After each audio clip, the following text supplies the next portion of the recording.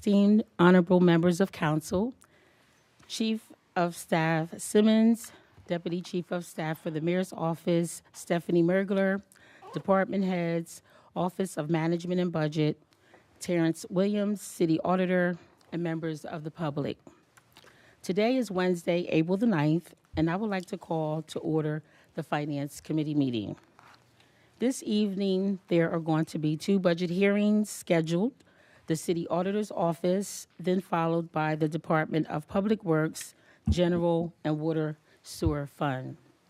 First, I would like to start by recognizing members of the Finance Committee that are in attendance this evening by doing a roll call. Council Member Darby, Council Member Hackett, Council Member Oliver, Present. Council Member Bracy, Council Member Spadola, President Congo. Also, I would like to recognize any other council members that are present. Council Member Owens, Present. Council Member Cabrera, Council Member Willard, Present. Council Member Johnson, Council Member Field, Council Member McCoy. Thank you, council members. Mayor Carney presented a proposed budget to council on March 20th. The budget proposed includes the following: a 0% property tax rate increase, a 6.5 water sewer rate increase, along with a 6% stormwater rate increase, a $2.5 million transfer from the Tax Stabilization Fund to the Neighborhood Stabilization Fund to fund the following: $500,000 for the Wilmington Neighborhood Conservancy Land Bank, $2 million for the Home Repair Program, and $0 used from the fund balance. The proposed general fund budget totaled $201 million, up $7.6 million. The proposed water sewer fund budget total is $95 million, up $5.2 million. And the proposed capital budget total is $199 million. The proposed general fund budget, as presented, has a budgeted surplus of $2.8 million and factors 3 main items that will warrant much discussion during these proceedings. 1, the $4 million for the EMS ambulance service, which will add 30 new EMS positions, 1 new civilian position, and other relevant costs. The property tax reassessment. This is a result of a court mandate that's within the purview of Newcastle County, who authorized Tyler Technologies to perform a property tax reassessment based on market rate value, which is revenue neutral. This may cause an increase in some residential customers' property taxes, and there may be a shift with more commercial properties paying lower property taxes, unfortunately. I look forward to working with the mayor and my colleagues to learn more on the plans for how the mayor intends to establish a fund or to offer some financial assistance. And lastly, the water sewer rates. While the fiscal year 2026 proposed water rates submitted to council from the mayor are lower than the recommendation by UCAB, Utility Citizens Advisory Board, this council must review these proposed rates as well as understanding the impact of other rising costs such as Delmarva, bills, property taxes due to the reassessment, and water sewer rates. The mayor has shared his vision for the intended planned use of the FY2026 proposed budgetary funds. Now it is council's fiduciary responsibility to review the budget, have budget hearings with the various departments to get a complete plan on the intended use of these budgetary funds, and then to have negotiations with the administration on any changes that may be warranted to this proposed budget. By charter, council must adopt a balanced budget, and it shall be the duty of the council at least 30 days before the end of this fiscal year to adopt the annual operating ordinance for the next fiscal year. Council has shared its priorities with the mayor, which are inclusive of public safety, a police accountability review board, a recruitment and retention officer for the Wilmington Fire Department and Partners in Care, for neighborhood stabilization, funding for the home repair program, affordable housing, revitalization, and property tax reassessment inequities. For community beautification, a citywide beautification program for each district and Juneteenth celebration. For education, HBCU funding specifically for City of Wilmington residents only. And also the Office of Educational Advocacy, which is a new council initiative. For economic development, we will continue dedicated funding for small minority businesses as we did last year. For financial stability, continue the Water Utility Assistance Program with increasing the dollars. And then lastly, our parks need to be renovated. So there will be capital dollars to support these various parks in need of dire repair, and definitely some of the parks need some love. Also, we will ensure that council legislative mandates are adequately funded. So before I turn it over to Mr. Winkler, OMB Deputy Director, I would like to kindly inform everyone that public comments will be made at the end of each department's budget hearing, and that we look forward to having participation from the public. Public comment is limited to 3 minutes. If there is any follow-up information from any of the budget hearings, Ms. Bassnight will track and follow up on these requests. The budget hearings are limited due to time constraints. I kindly ask if everyone can be mindful and respectful of time. All budget questions should be of a fiscal budgetary matter only, and will be limited based upon time limitations. I ask that if my colleagues have any questions, please raise your hand. It is intended for each department to present, then questions will be slated afterwards. I now turn it over to Mr. Winkler, OMB Deputy Director, to provide a financial overview, then followed by Mr. Williams, City Auditor, and Tamara Thompson, Audit Manager, as well as for a question and answer session with council.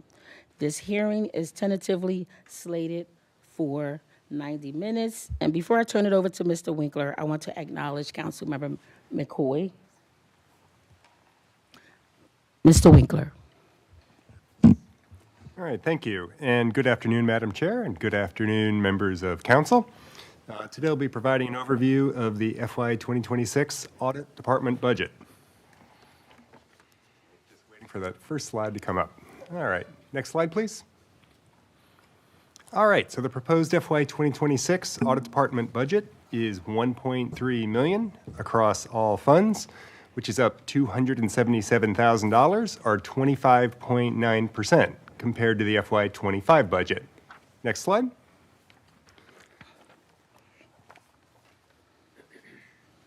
All right, so the general fund budget is $1.2 million, up $223,000, or 22.6%. Personal services are up $160,000, or 20.8%, and materials, supplies, and equipment, or MS&E, is up by $62,000, or 29.9%. Total staffing is 6 FTEs, up by a net 1 from FY 2025. Next slide. All right, the water sewer fund budget is $139,000, up $54,000, or 63.7%. And all of that funding is MS&E, as there's no staffing in the water sewer fund. All right, next slide. All right, so let's take a quick look at the major funding changes, starting with personal services, which are again entirely in the general fund. So first, as part of a mid-year FY 2025 revisions to the classification and compensation study, 3 senior auditor positions were upgraded at a total cost of nearly $42,000. And second, the proposed FY26 budget includes a new senior auditor IT position at a salaries and benefits cost of $118,000. And finally, $23,000 was added to temporary salaries to fund an administrative assistant. All right, so as to material supplies and equipment, on the general fund side, there are 2 changes. First, accounting costs are up $12,000 or 7.5%, which is for contractual increases and peer review costs. And second, the subscriptions books line is up $46,000 to procure audit research and guidance services from Gartner.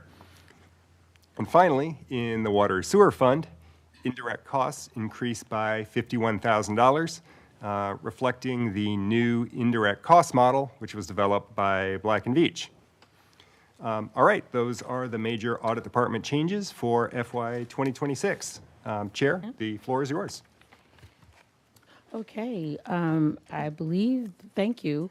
I would like to turn it over to Mr. Williams. Thank you, Madam Chair, and good evening. Good evening, members of council as well. As you mentioned, Tamara Thompson, the audit manager, is here. I would also like to acknowledge senior auditors from my team who are sitting to the back of me as well. Our newest member, Ariana Fleming. We also have Victoria Fluentes Cox and Michael Maldonado as well joining us. Thank you. So, for the audit department vision, one of the things we like to do is maintain an efficient approach to the overall audit process. We like to provide an independent objective perspective to an accountable government. That's very important to us. We also like to provide efficient and effective audits and look for ways to help improve controls and processes at the city. Next slide, please. Our top 3 priorities are to conduct quality audits,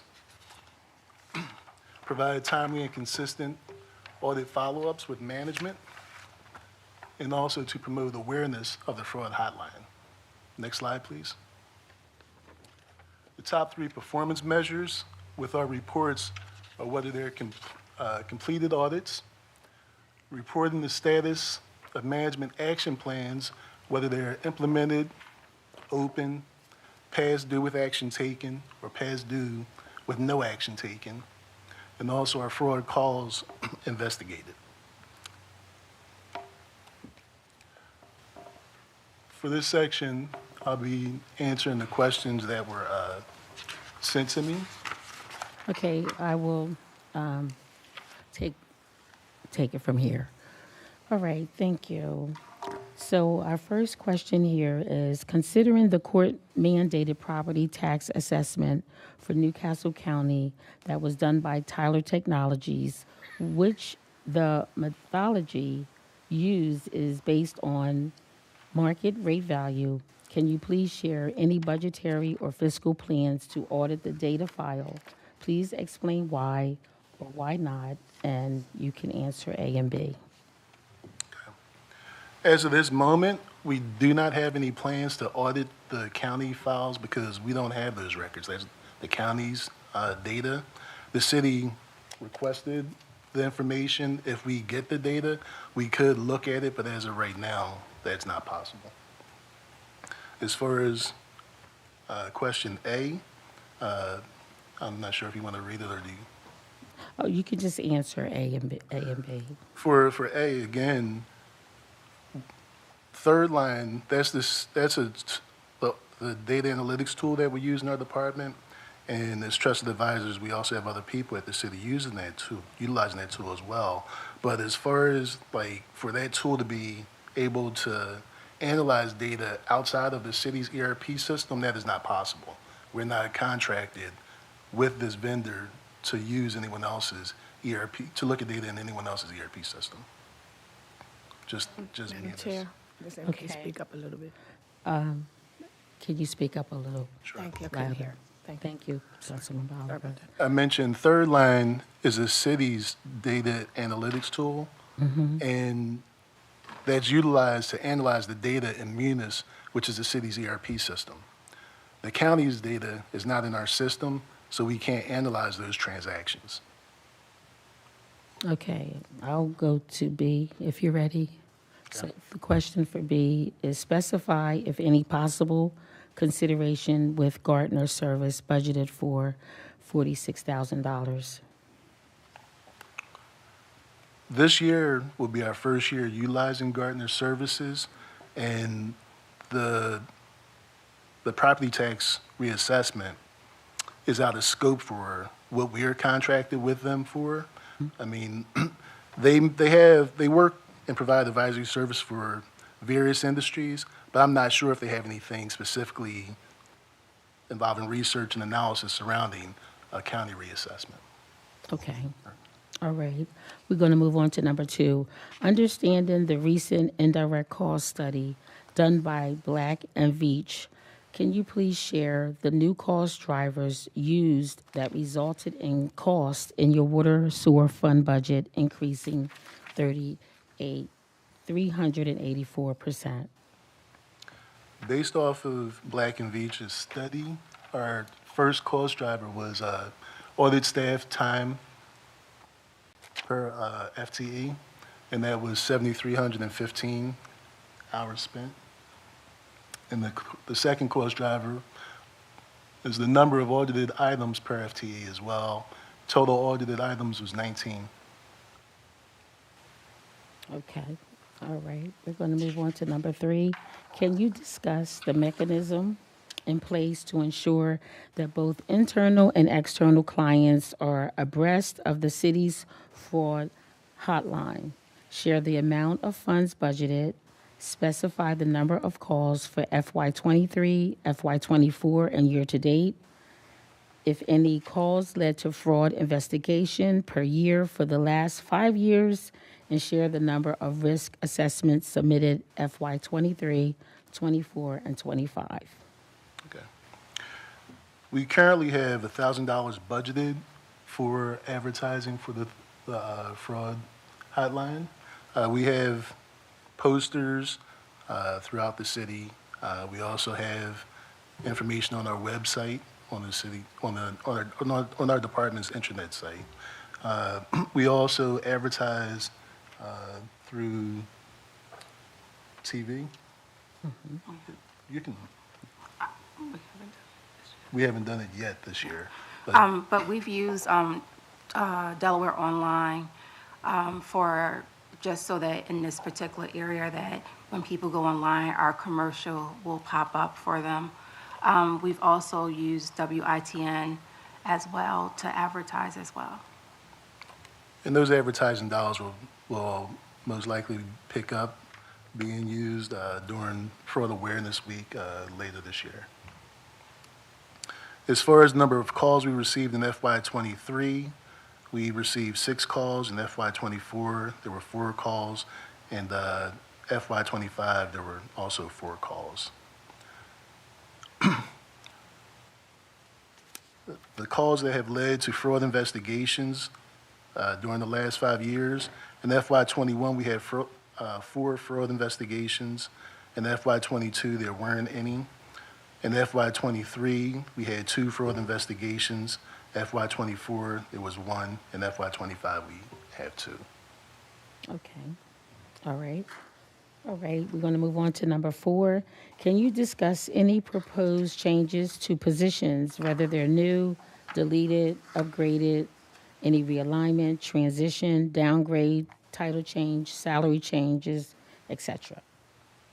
We have proposed the addition of a senior IT auditor position to ensure that IT security and controls are in place and operating effectively by focusing on assessing systems and controls that continue to change and evolve in our current environment. I think that is something that's definitely needed.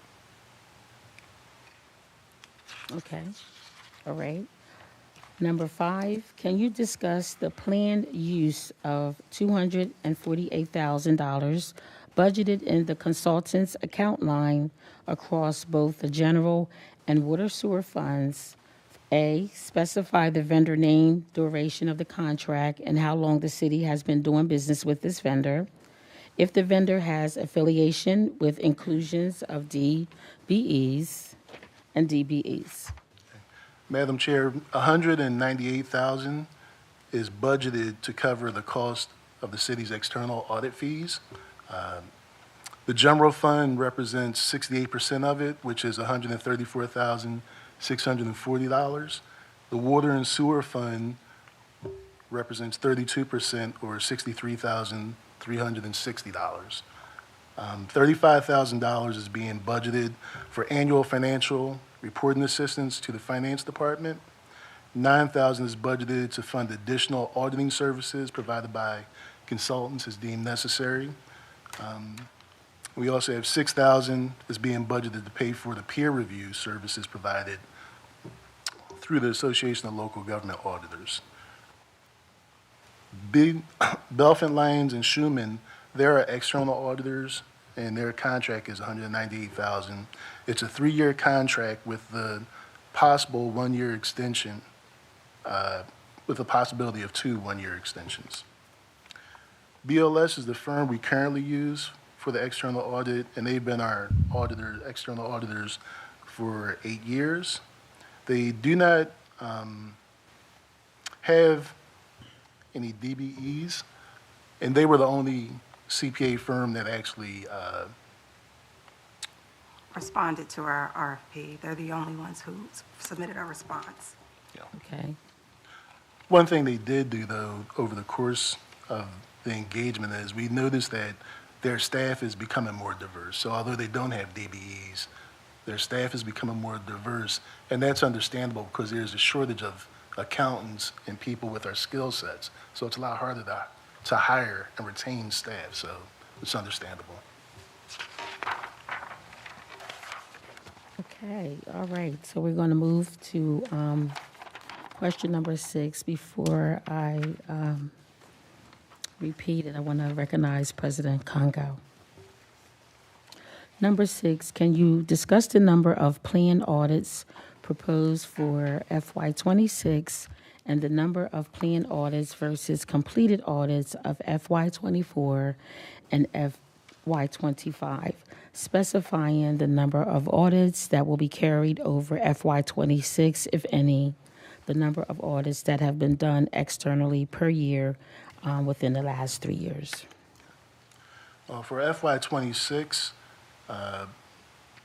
we're still going through the annual risk assessment. They're waiting for responses to be turned in so that we can analyze the data and come up with an audit plan for the next fiscal year. In FY25, we plan to conduct 13 audits, and we completed 4 to date, and 4 audits are currently a work in process. In FY24, we plan 12 audits, completed 6, and 6 were carried forward to the FY25 audit plan.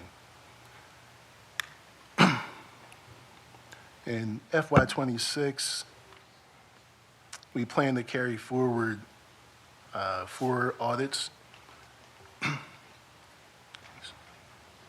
Specify the number of audits that have been done externally over the last 3 years. We've used, as I mentioned before, BLS, Belfin Lyons, and Schumann. They conducted the city's ACFR single audit, as well as the police and fire pension audits over the last 3 years.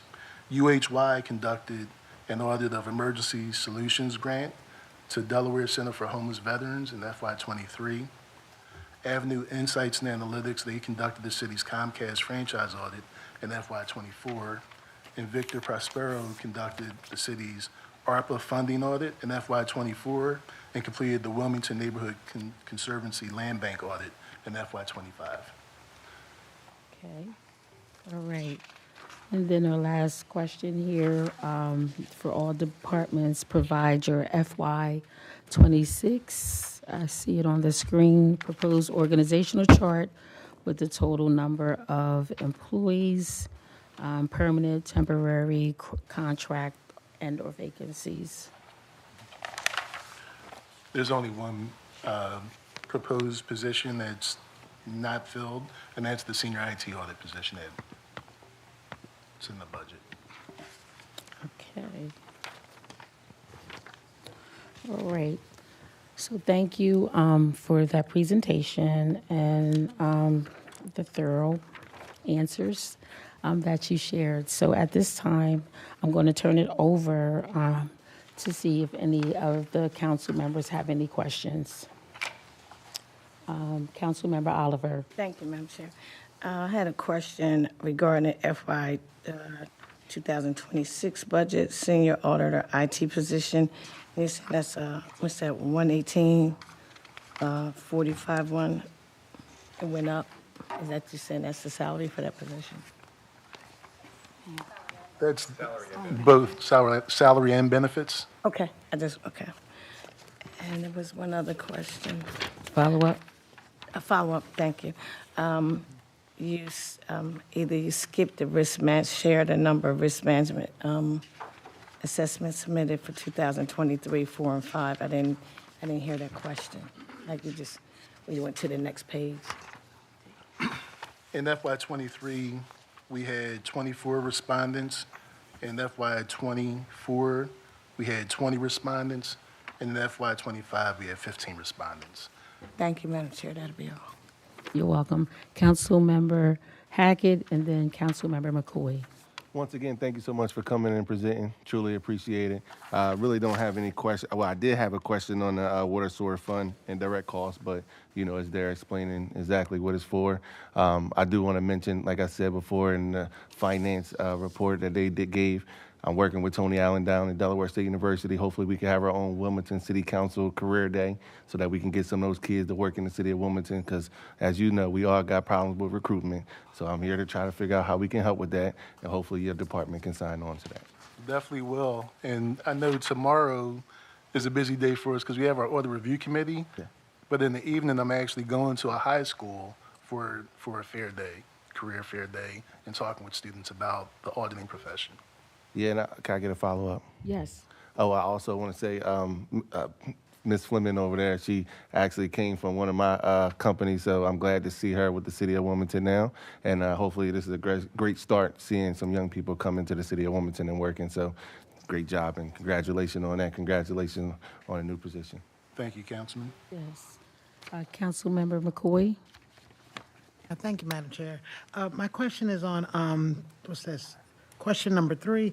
I just wanted to find out, when it came to the calls that led to fraud investigation, are any of the investigation actually led to actual fraudulent activity? Yes, they have. This year, we recently had some where Third Line was able to help. The treasurer's office identified some fraudulent activity where checks were mailed out and they were altered.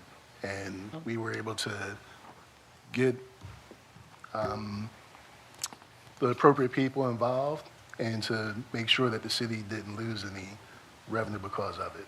So, and it was very costly if we didn't, so. That's good to hear. May I follow? Yes. Okay, thank you. Okay, and then the next question is, had any fraud been found without any calls leading to the investigations? Had you found anything on your own without any calls? I mean, each engagement. It was not during any of these. No. Each engagement, you find a number of different things, and sometimes they may appear to be fraud, but you don't necessarily want to go there unless you can verify with, certainty that that's what it was. But we will identify things, and if we feel as though we need to, dig deeper, we have resources available if it's appropriate to do something like that. Can I add something? We do our due diligence with every audit to be aware that, the possibility of fraud could be there. So we try to look for things that might be red flags with every audit.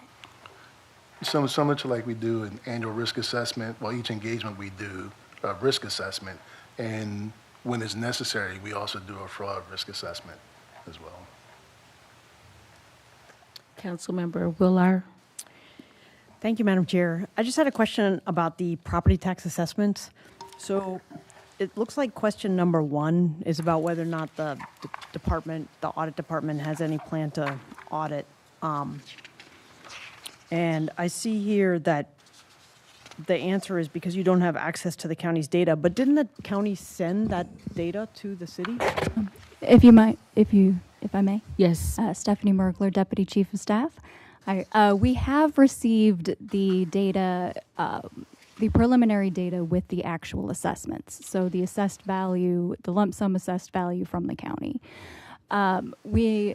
We are still waiting on the final data that incorporates the appeals filed through March 31st. But when we read that question, we interpreted it as auditing the methodology used by Tyler. And we do not have that data yet. We don't know what Tyler's methodology was. We have requested it from Newcastle County. They have let us know that they don't have it yet either, that they expect it by June or July. So I think I'll let Auditor Williams answer, but I think an audit would best be performed on the methodology rather than on the raw numbers themselves. And I also think the county's external auditors would probably be the best people to audit that data because they will have access to everything. And with the question that was asked, they were asking if we were going to use third line software to do that. And again, third line is for the city's ERP system, not the county's. Could I ask a follow-up? So my follow-up is just that, just because it's so important, to make sure these numbers are accurate, would the audit department be the right department to, hire any company that could audit those numbers? Like maybe Gartner and Third Line aren't the right ones, but, would if we need to audit this information, couldn't we find another company that could do it? I think once the administration gets all the data they requested, and we feel as though it's necessary to dig deeper into the reports that's provided, I think that would be a better time to make a decision because we have no idea what support they're going to provide, how granular they're going to go with what they did and what the methodology was. Because you don't want to just go and audit something and not really have a clear objective of what you're trying to do. Because you can be chasing your tail trying to do things that way. So I think once they get the data, analyze that and see what would be the best approach, would probably make more sense. Ms. Mergler, did you want to add anything? No, I think Auditor Williams covered that well. Essentially, we're continuing our discussions with the county until we're able to get their methodology data. We're disappointed that we won't be able to get it until June. We were surprised, but it is absolutely crucial to analyzing the data itself. Thank you. Do I have any council members online that have any questions? If not, I'm going, Councilmember Oliver? Thank you, Madam Chair. One last question. I noticed when it's Gartner, this is your first year using them. Correct, at the city. Are they yes. from the city? No, they're not. Madam Chair, may I follow up? Yes. Could you tell me where they're from? They are a very large multinational organization. We'll have to look into where they're actually located, but it's a very, very large corporation. So we'll find out exactly where it's from. And the city currently is using Gartner for other departments, and they also provide auditing services as well. And so it made sense for us to be under one umbrella so that we're all pretty much swimming in the same direction as far as how we're approaching solving solutions for the city. Thank you to Mr. Winkler. They are headquartered in Connecticut. Said, Madam Chair. Follow You up? said Connecticut. I couldn't hardly hear. Okay, I don't know, something going on right here. Oh, okay, I just wanted to know where they're from. So they're from Connecticut. Okay, I'll ask you something offline. Thank you so much. Okay. Okay, Mr. Williams, on question number 3, we the question was to share the number of risk assessments submitted, and you mentioned for FY25, what percentage would you say is still outstanding, roughly, an estimate? For FY25, Yes, this current year, the risk assessment. that's done. The current one that we're waiting Oh, for. the current one is FY26. Okay, We received roughly approximately half of the responses. So there are a number of people that have not replied yet. And it only takes 30 minutes to complete. And, as they complete it, just think about, say, if it's council, think about your constituents from your districts. What have they been talking with you about? What concerns do they have? What problems have they experienced at the city?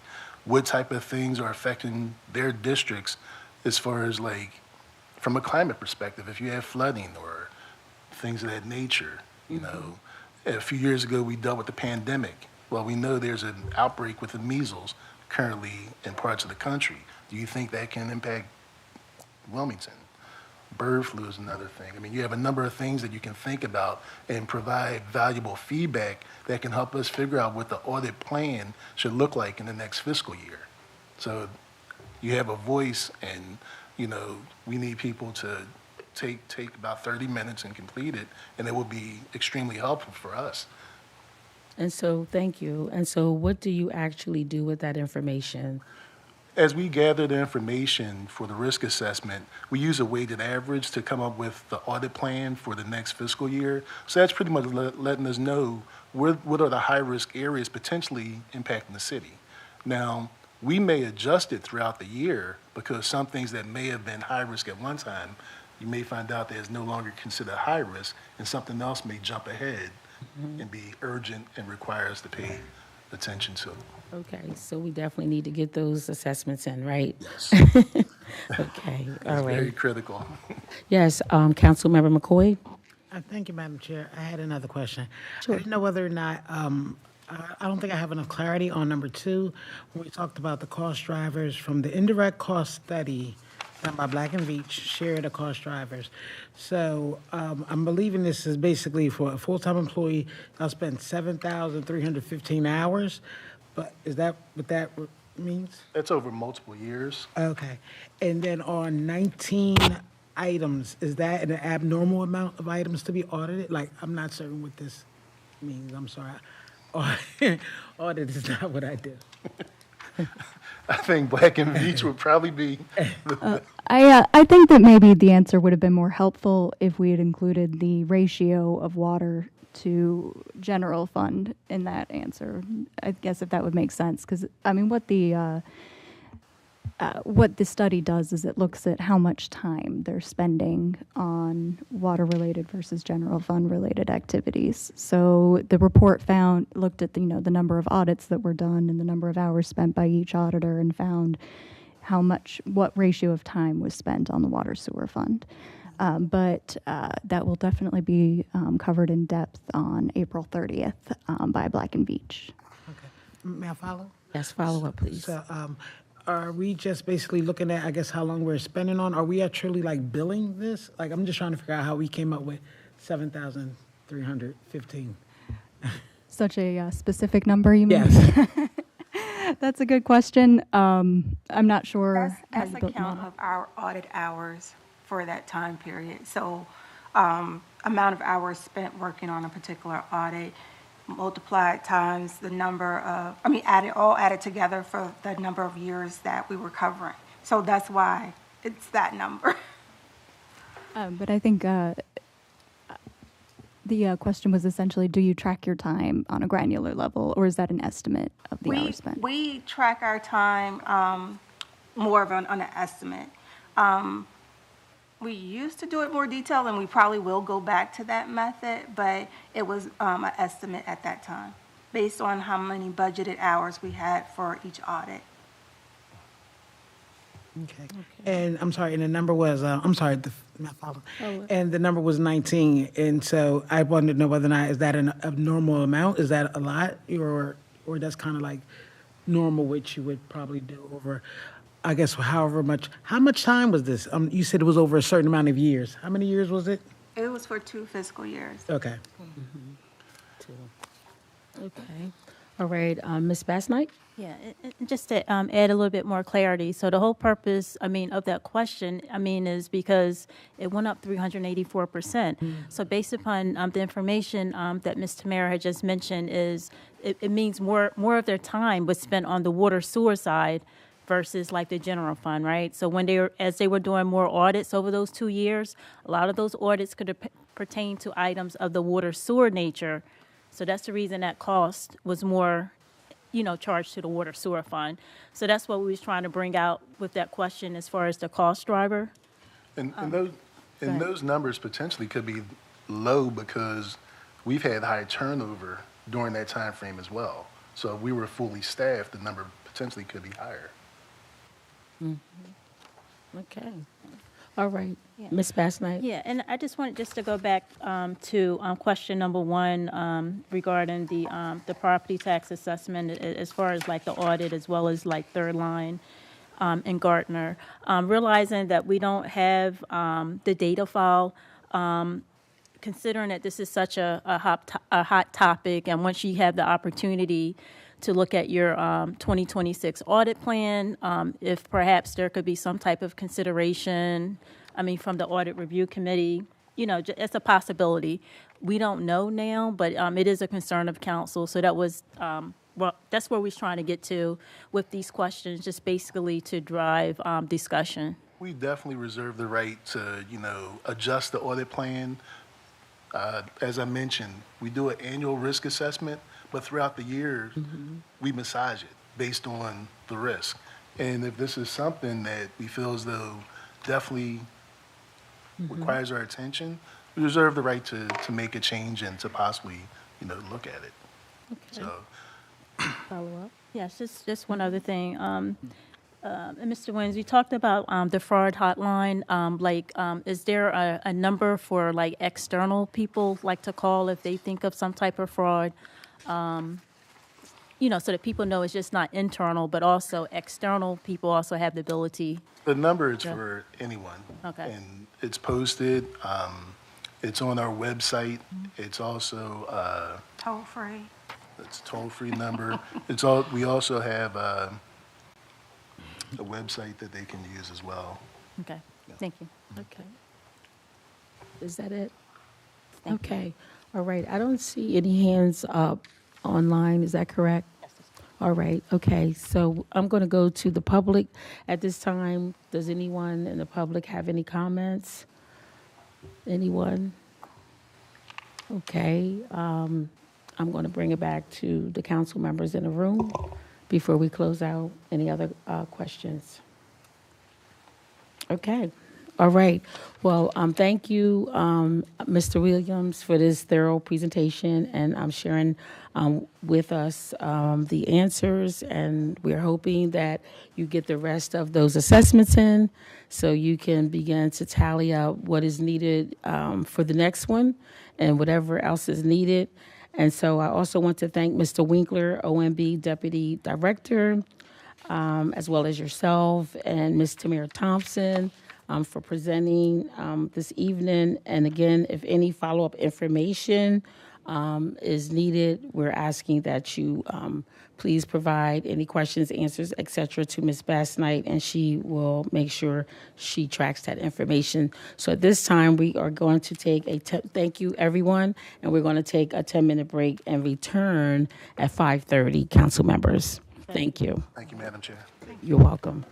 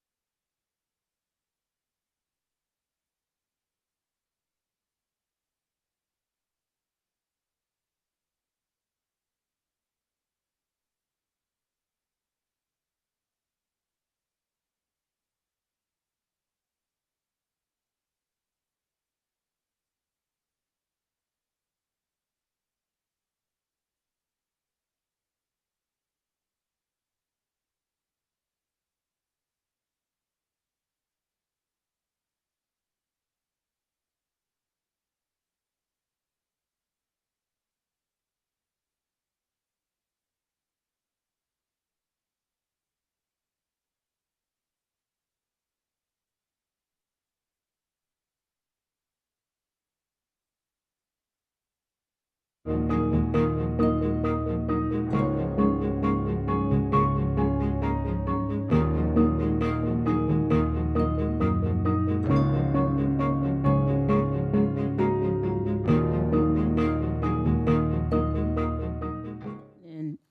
honorable members of council, Chief of Staff Simmons, Deputy Chief of Staff Mayor Carney's, Stephanie Mergler, Department Heads, Office of Management and Budget, Kelly Williams, Public Works Commissioner, Vincent Carochia, Deputy Public Works Commissioner, and Derek Akbar of the Public Works. At this particular time, I'm going to be calling to order the Finance Committee budget hearing for the Public Works, the General and Motor Vehicle Funds, as we are just resuming from a 10-minute break. So first of all, I would like to start by recognizing the members of the Finance Committee that are in attendance this evening by doing a roll call. Councilmember Darby, Councilmember Oliver, Present. Councilmember Bracy, Present. Councilmember Hackett, Here. Councilmember Spadola, President Congo. I would also like to recognize all other council members. Councilmember Owens, Here. Councilmember Cabrera, Present. Councilmember Willar, Here. Councilmember Johnson, Here. Councilmember Field, and Councilmember McCoy. Here. Thank you, council members. At this time, I would like to inform everyone that public comments will be asked at the end of each department's budget hearing, and that we look forward for participation from the public. Public comment is limited to 3 minutes. If there is any follow-up information during any of the budget hearings, Ms. Bass Knight will track and follow up on all those requests. The budget hearings are limited due to time constraints. I ask that if all can be mindful and respectful of time. All budget questions should be of a fiscal budgetary matter only and will be limited based upon time limitations. I ask that if my colleagues have any questions, please raise your hand. It is intended for each department to present, then questions will be slated afterwards. I now turn it over to Mr. Jones, OMB Fiscal and Operational Analyst, to provide a financial overview, then followed by Commissioner Williams and Deputy Commissioner Carochia, and then Mr. Derek Akbar, as well as for a question and answer session with council. This hearing is tentatively slated for 90 minutes. At this time, I would like to turn it over to Mr. Jones. All right, thank you. Could you please load up the slide, please?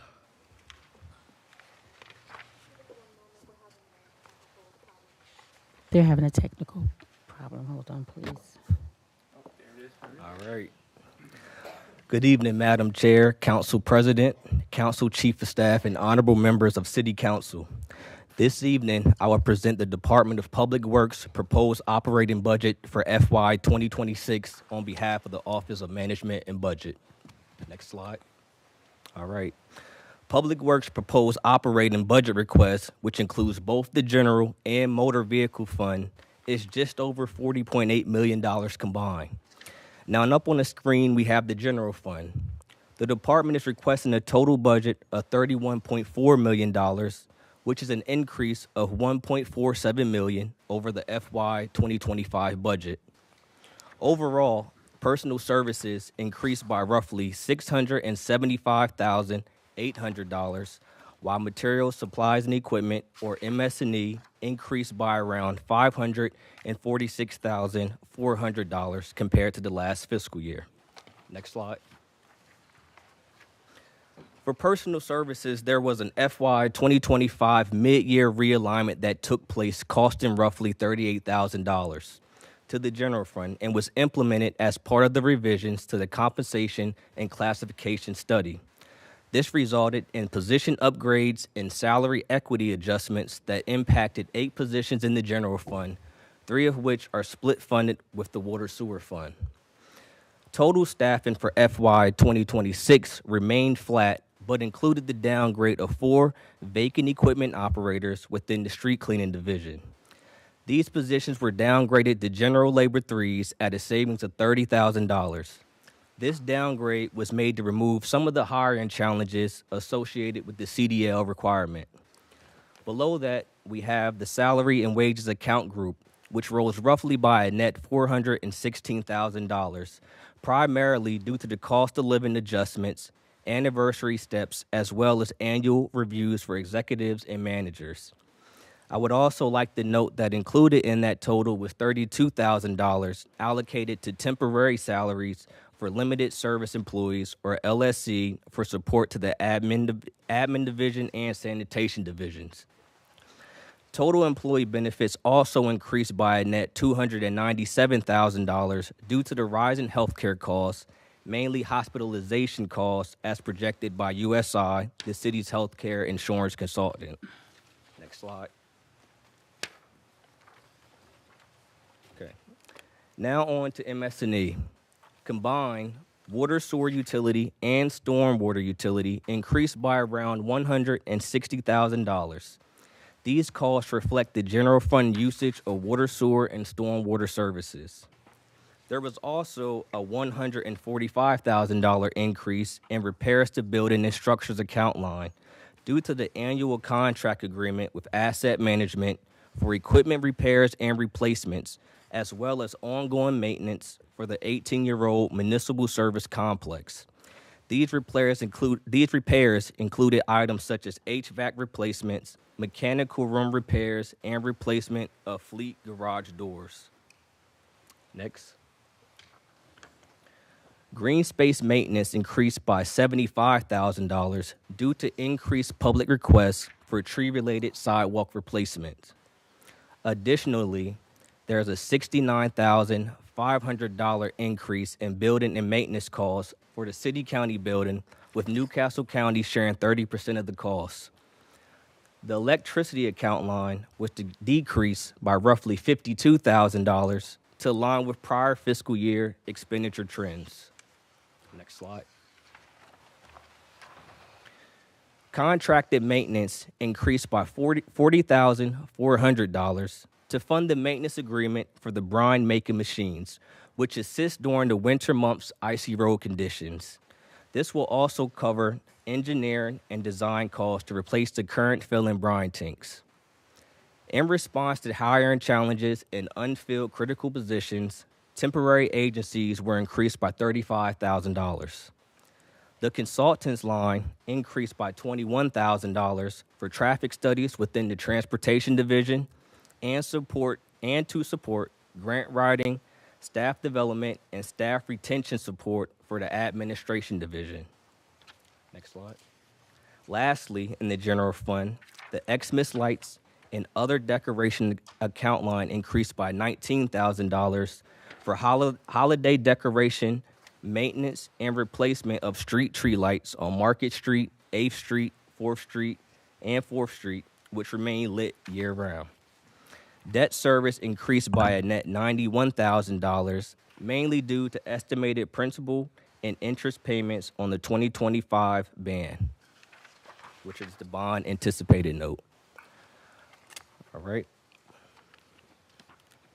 Moving on to the motor vehicle fund. The department is requesting $9.5 million for its FY2026 proposed budget, which is relatively flat compared to FY2025 budget, with a $1,200 decrease. Next slide. Automotive equipment increased by $459,600 due to increased vehicle costs as part of the fleet replacement program.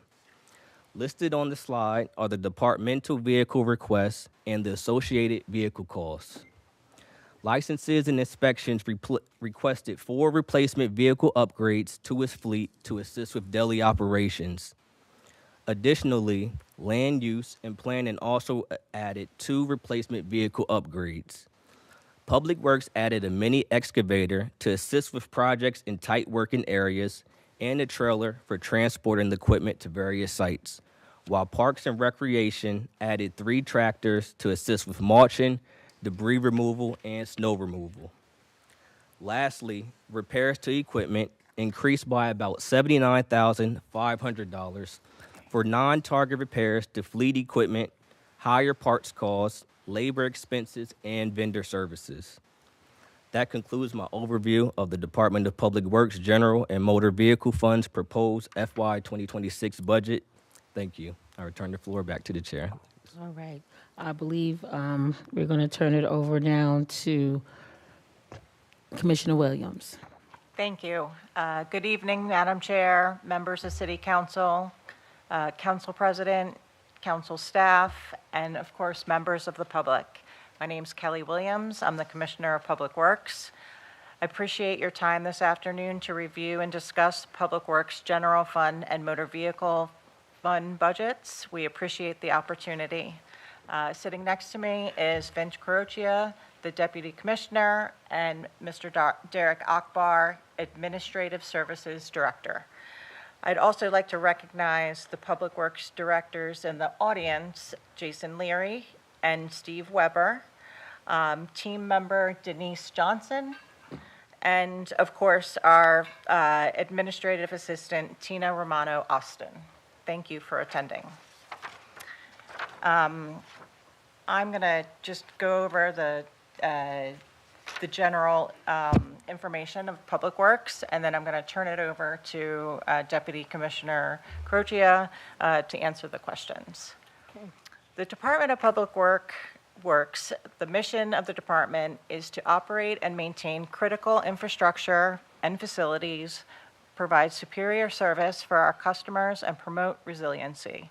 The Department of Public Works is complex and provides a wide array of services, including once-a-week recycling, residential solid waste collection, treatment and distribution of high-quality drinking water, collection and treatment of sewage, stormwater management, cleaning and sweeping of city streets, street construction and repairs, maintenance of traffic signs and signals, line striping, storm preparation, snow removal, debris cleanup, and maintenance of the city fleet and city properties, collection and maintenance of GIS data, and much more.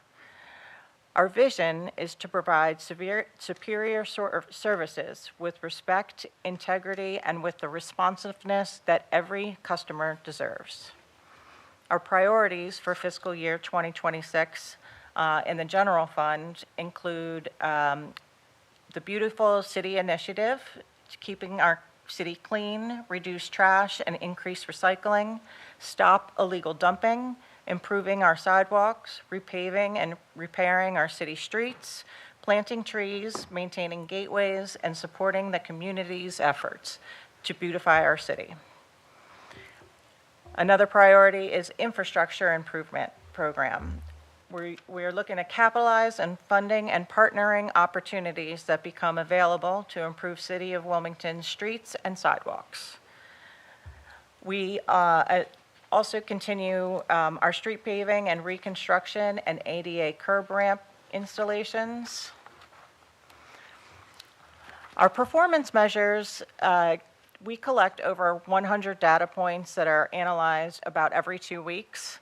Examples of those include street paving work by the city, trash and recycling rates citywide, by route, the total number of public works service actions broken down by group, including public property, sanitation, sewer maintenance, street cleaning, street maintenance, transportation, trees, water, and engineering.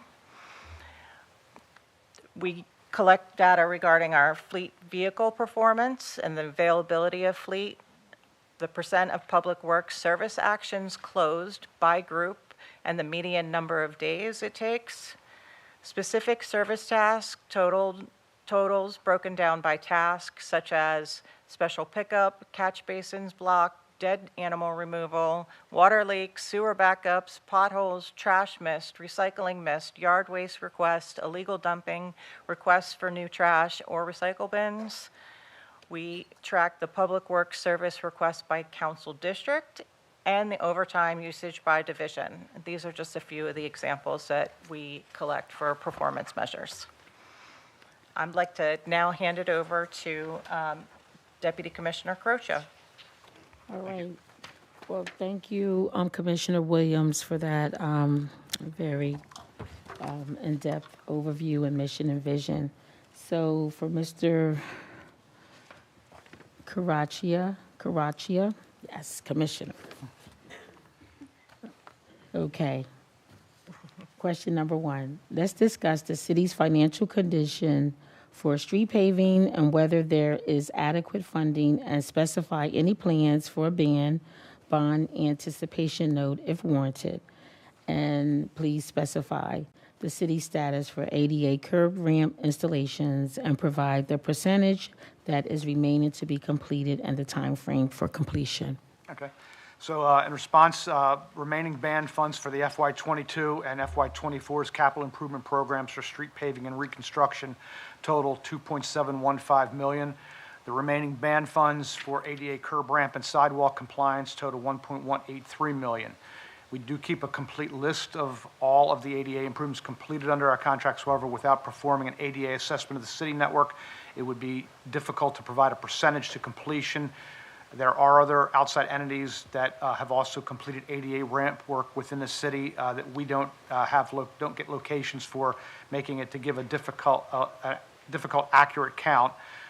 We have completed roughly 1,027 ADA ramps since 2017, and there is an ADA assessment that was initiated by the mayor's office that will be completed later this summer that hopefully will be able to provide a percentage to completion. Okay, we're going to move right on to question number 2. Considering the current climate regarding the evolving mandates for electric vehicles as well as sufficient on-street parking, can you please share if this proposed budget addresses any possible fiscal solutions, specify if any EV charger placements, public EV parking spaces, etc., and share any plans for comprehensive study of on-street parking assessment? Our FY26 operating budget does not include any direct funding for electric vehicle charging stations or to address any of the working group suggestions. Public Works has engaged an engineering firm, RK&K, to do a comprehensive parking study. This will kick off with a downtown pilot study to address immediate needs of parking and EV concerns, and Public Works will continue to work with the state to implement EV infrastructure. Okay. Did you cover B? Yeah, B was the comprehensive parking study. Our K&K is going to be doing that, and we'll start it off with a pilot in downtown. Okay, all right. We're going to move on to number 3. Okay, in view of the Delaware Energy Solutions Act of 2024 and any other legislative mandates for climate control, can you please share how your budget places environmental sustainability as a fiscal budgetary priority? So the Public Works General Fund and Motor Vehicle Fund budget specifically is comprised of funding to carry out city charter and city code mandated functions of our department, including salaries, benefits, MS&E expenses, internal service charges, and debt service. The Delaware Energy Solutions Act of 2024 created a framework for the state to approve offshore wind projects along the coastline. Since Wilmington is not a coastal city and offshore wind projects are not something we have investigated, Public Works does lead Resilient Wilmington and continues to work towards multiple sustainability goals. We are purchasing hybrid and EV fleet vehicles as part of our resiliency efforts, and the city has been a member of the Climate Registry since 2012 and is engaged in multiple projects to reduce greenhouse gas emissions. Okay, so we're going to move to question number 4. Can you please discuss the potential impact to this budget for any changes with the Biden bipartisan infrastructure bill? Sure. So the bipartisan infrastructure law does not affect our general fund or motor vehicle fund budgets because as of this date, no funding for either of these funds was received through that program. Okay. So now we're going to start with our questions for the general fund. Okay. Can you please discuss any current vacant positions and specify duration of the vacancy, impact to the department due to the length of the vacancy, and any impact to overtime, consultants, temps, etc., and justify the need for the position, if any? You can just answer ABC. Next slide, please. Okay. Okay, so here's a chart of our split funded and general fund funded positions. I believe there's 13 on this list. Some of these have been vacant for a while. i.e. a single electrician, special projects coordinator. Some of them are just difficult. We've advertised for them. We've had trouble attracting applicants when we do post the jobs. Next part of that's on the next slide, please. So we do work closely with the Human Resources Department to fill vacancies as quickly as possible that are approved by chief staff. Street cleaning is using temp employees for general labor positions. Our operations division is using temp employees and as tree crew technician positions. Transportation has brought in temps to assist with the special projects coordinator responsibilities and general labor positions. There is an operational need for the listed positions in the chart previous. Further reductions of positions will impact our services. Public Works has been averaging 30 to 35 vacancies due to employee turnover and has had trouble in our current labor market in attracting and retaining qualified staff due to available salary ranges and residency requirements. Okay. All right. We're going to move to question number 2. Can you discuss any proposed changes to positions, new positions, deleted, upgrade, realign, transition, downgrade, any title changes or salary changes? All right, so there are 4 positions, and Mr. Jones alluded to these in his presentation. There are 4 street cleaning equipment operator positions in the general fund that we downgraded. We are downgrading 2 general labor 3s with a slight savings to the general fund. This is being done due to difficulty in hiring employees with CDL driver's licenses, and the GL3s, general labor 3 positions, don't require a CDL license. However, we can still use them in street cleaning to drive pickup trucks for snow removal and to manage small crews. So we're trying to adjust with the available market of folks that we get applying. Okay. All right, we're going to go to question number 3. Considering your proposed budget has 1.7.55 full-time positions, which 75% consist of labor positions and 25% non-labor, can you please discuss how your budget is augmented with additional staffing support for $1.2 million? And of course, as you can see, A, B, and C, specifying those particulars underneath the grid. Okay, well, we've also got A through E on the other page, so I'll try to get to all these. The chart that you've got in front of you now has our consulting, engineering, and temporary agencies, which are all under the professional fees group. We've kind of alluded to somewhat to where the temps are used, but they're in various, all of our various general fund divisions. We've also got our engineering and consulting contracts up there, the majority of which are 1-year contracts. The length of service is in the column on the far right. Amounts of the contracts and a scope and description of the services that are being used for each. Tech International is one DBE engineering firm that we use for engineering studies and projects within transportation. If you want to go to the next one, please.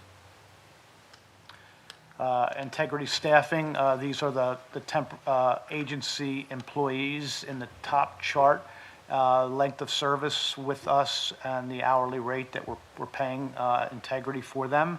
And there is also 3 sanitation workers that were city temps that have been with us for approximately 5 months, and the rate that we are paying for them.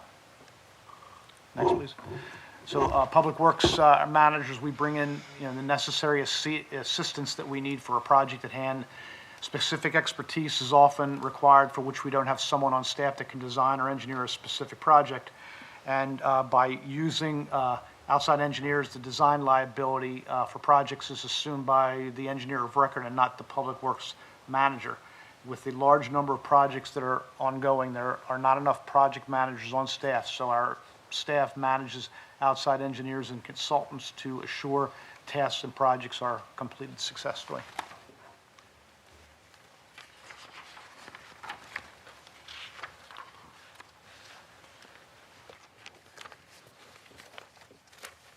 Did you, so we on B, I believe?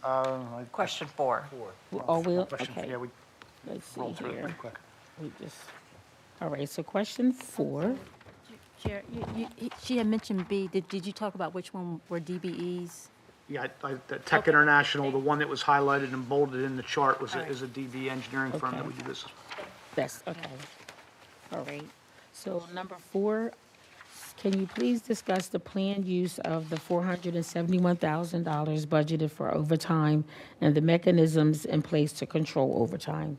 Absolutely. Okay, so this is broken down by division. Within the administrative division, we have 10,000. This is typically used for snow events or construction inspectors for on-call for split-funded employees. Street maintenance division, 3.8 thousand for street repairs and snow events overtime. The transportation division, 135,000 for emergency repairs, knockdowns, street light outages, crosswalk painting, and special projects that can't occur during normal business hours. Next, please. The street cleaning division, it's 170,000. This is for snow events, leaf pickups, special and cleanups for special events. Our rubbish collection division, 110,000 for snow events, household waste, hazardous waste events, and trash requests. And then the property maintenance division for 42,000, which is for snow events, special events, and emergency call-ins after hours. As far as tracking and authorization of overtime, it must be approved by the division director in advance and approved by the division supervisor. It is monitored regularly through our Kronos timekeeping system by management. Okay, all right. So under number 5, there's quite a few moving parts here. So first of all, I'm going to ask that you discuss the approximately 2.7 million budgeted in the contracted maintenance account category, up 305,000 over the prior year's budget. And then we have the grid here, and then we have letters A through F specifying vendor names and amounts. So you can just say A, B, C as you go down. Okay. Well, Okay, starting with number 5, the first, discuss the approximate. Can we go to the next, please? Okay, so the chart kind of captures all the data for all the folks that companies we're using in the contract and maintenance group. The bulk of these are not contracts. They're actually, these smaller ones are blanket POs for, ID cards, Home Depot, Suburban Lawn, Kencor, and others that we use for inspection services and miscellaneous small parts and accessories that our divisions use throughout the year. The contract pieces of this that are in there are asset management, which is for our municipal complex, which is a contract that went through council 1 year with several one-year extensions. That's for maintenance and building management and maintenance services at the municipal complex and repairs there. We also have asset management, who is the superintendent and building management and maintenance of this building, city-county building. The question asks what parts are split with Newcastle County. So for the asset management for city-county building, we pay based on occupancy. The city occupies 70%, so we pay 70% of the annual charges. Newcastle County pays 30% of the charges, and this particular line is also split based on occupancy with the general fund. So 75% of it is covered by the general fund. The other 25%, you'll see this come around again in the water sewer presentation, is covered by the water sewer fund. There's also grants that we give for major gateway plantings and green space maintenance listed here. And Newcastle County, we also pay pay them for the utility cost for the building because the utilities are in their name. Go to the next, please. Okay, so then back one. Yeah, so each different division or category that makes up the subcategories that make up this group are called out specifically. So miscellaneous repairs for 6K is municipal complex and mezzanine repairs. Repairs to roads and appurtenances and street maintenance is repairs to streets, curbs, sidewalks, and brick crosswalks. These are for smaller repairs that aren't typically covered by our capital improvement program. Building maintenance, which I already kind of alluded to. for this building is 1.66 million, and that's split with Newcastle County, 70/30.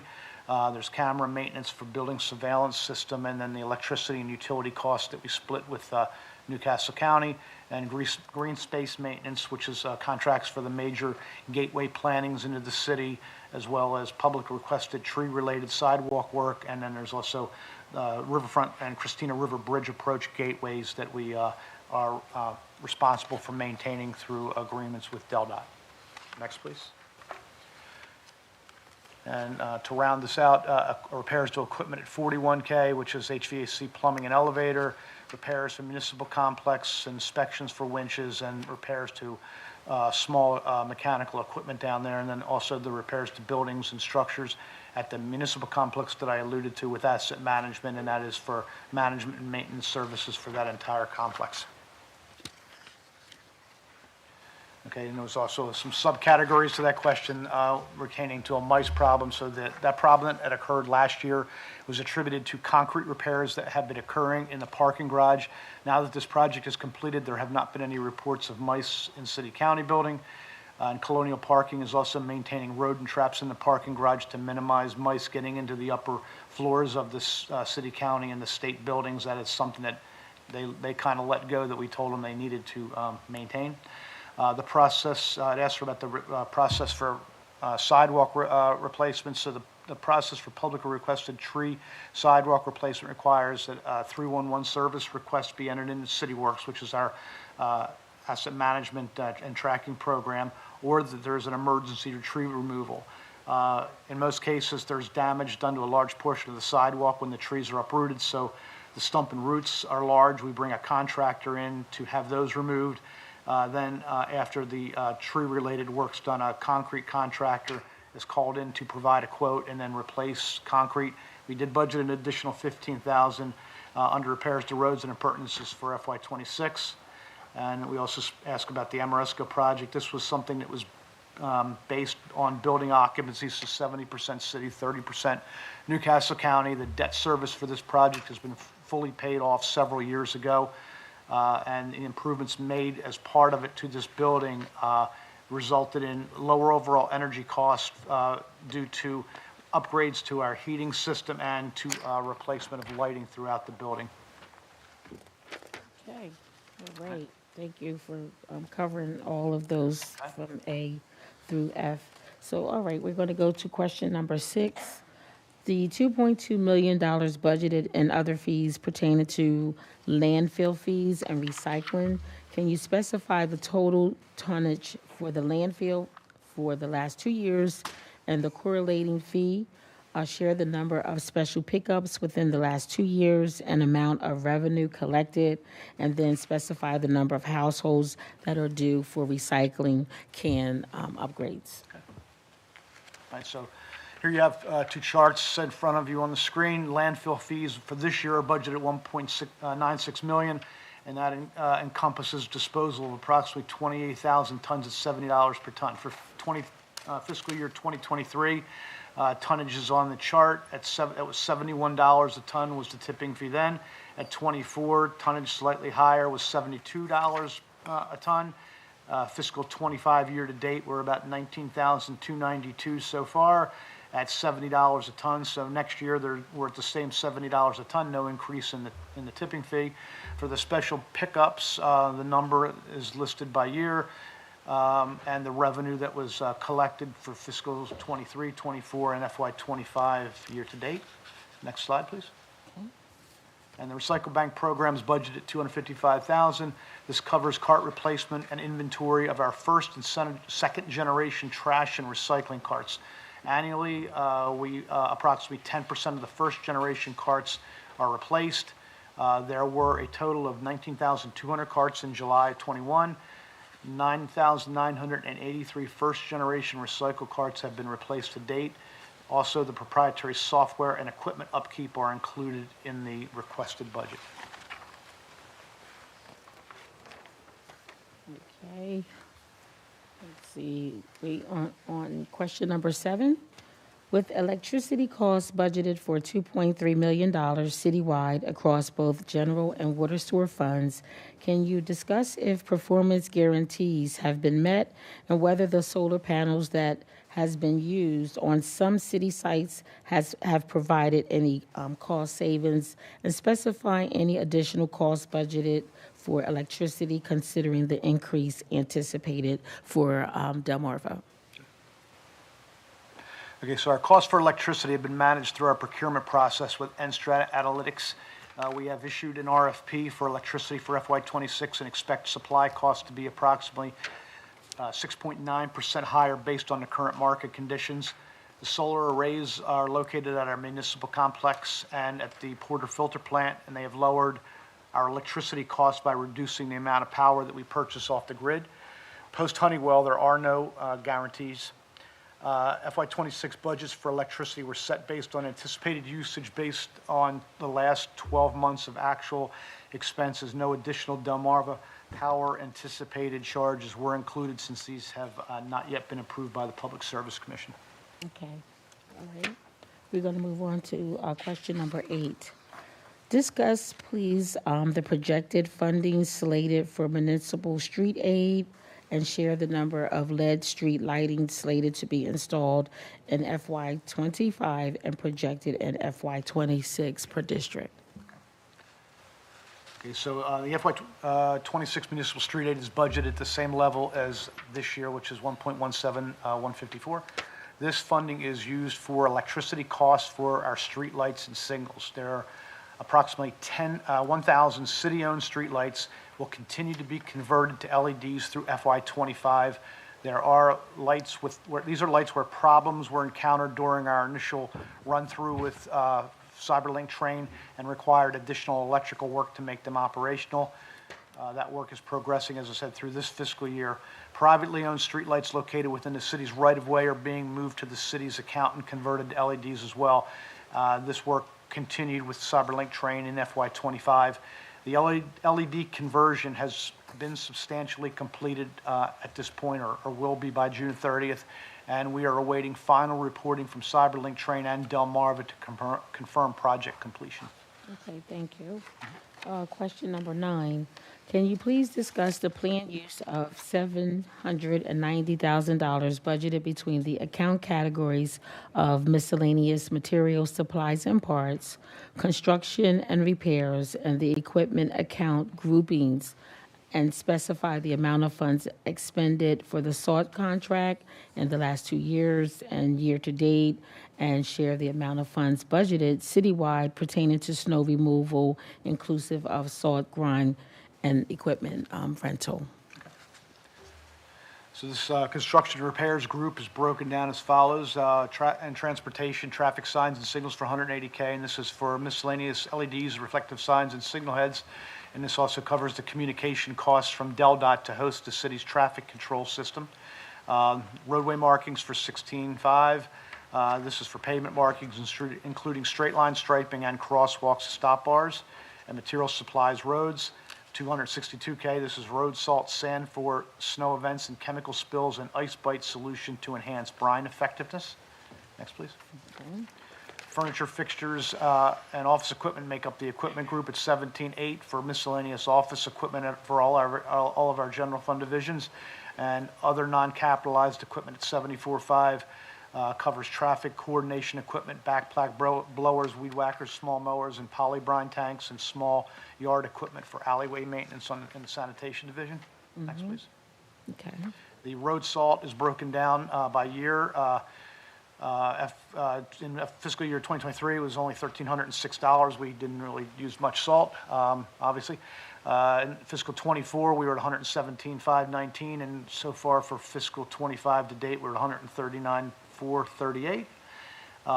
The items that make up snow removal within the budget include equipment rentals for $150,000, material supplies roads for $250,000, sand for $2,500, ice bite solution for $9,500, and there's a contingency in the mayor's office for snow removal of $172,000.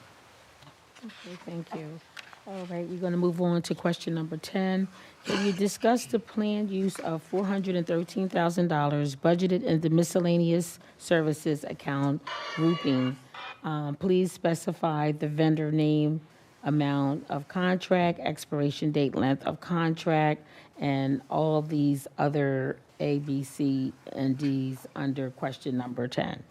And just, you can just give me the letter and the Okay, the all right, so answer. a lot of them are covered here in the charts. So name, the amount, the expiration date, length of contract, how long we've been doing service with vendors. P. Wilson Exterminating Services, a DBE vendor we use both in this building and a lot of our other sites as well.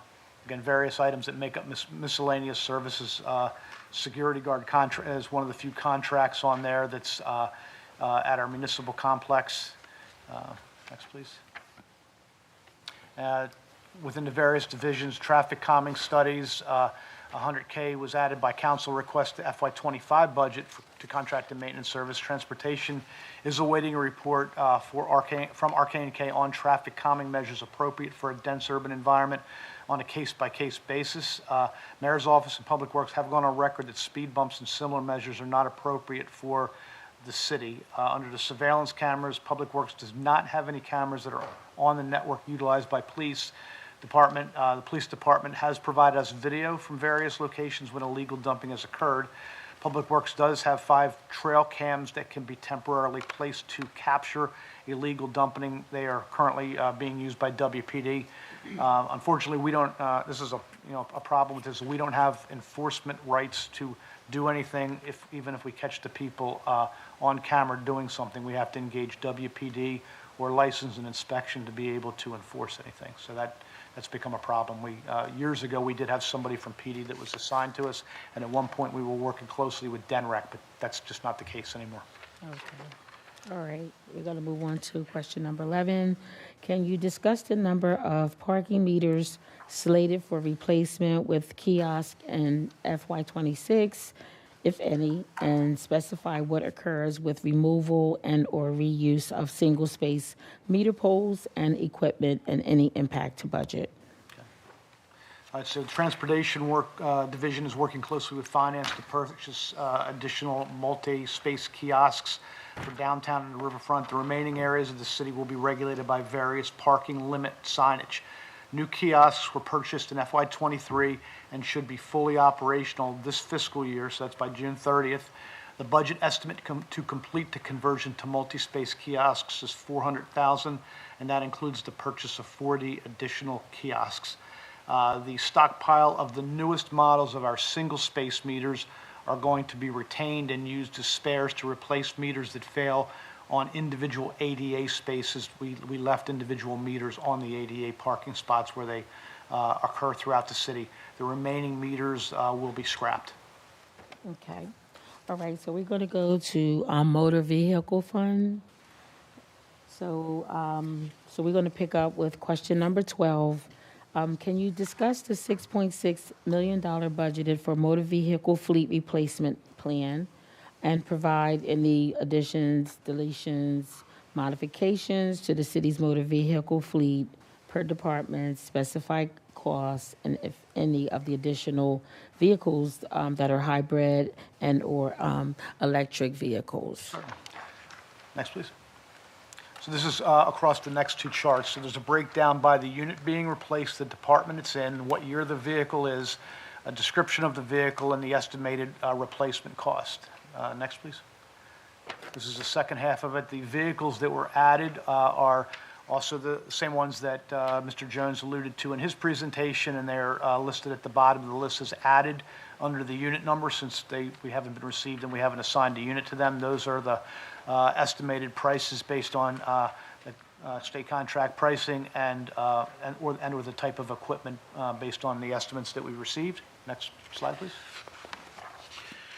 Based on their availability for state contracts, some replacements may be ordered as hybrid or EV. We actually have ordered a couple EVs that have just arrived that are not yet put into the fleet, so that's why they're not listed here. They haven't been assigned unit numbers yet. Additional vehicle prices were determined based on normal aspirated engines. Hybrid pricing or EVs are a minimum of 6,000 more for a hybrid. The EVs could even be more than that. And then there's a chart here with the existing hybrid and EVs that we have throughout the fleet currently, and when they were purchased, make, model, and the departments that have those vehicles. Okay, all right. Next, please. So, question number 13.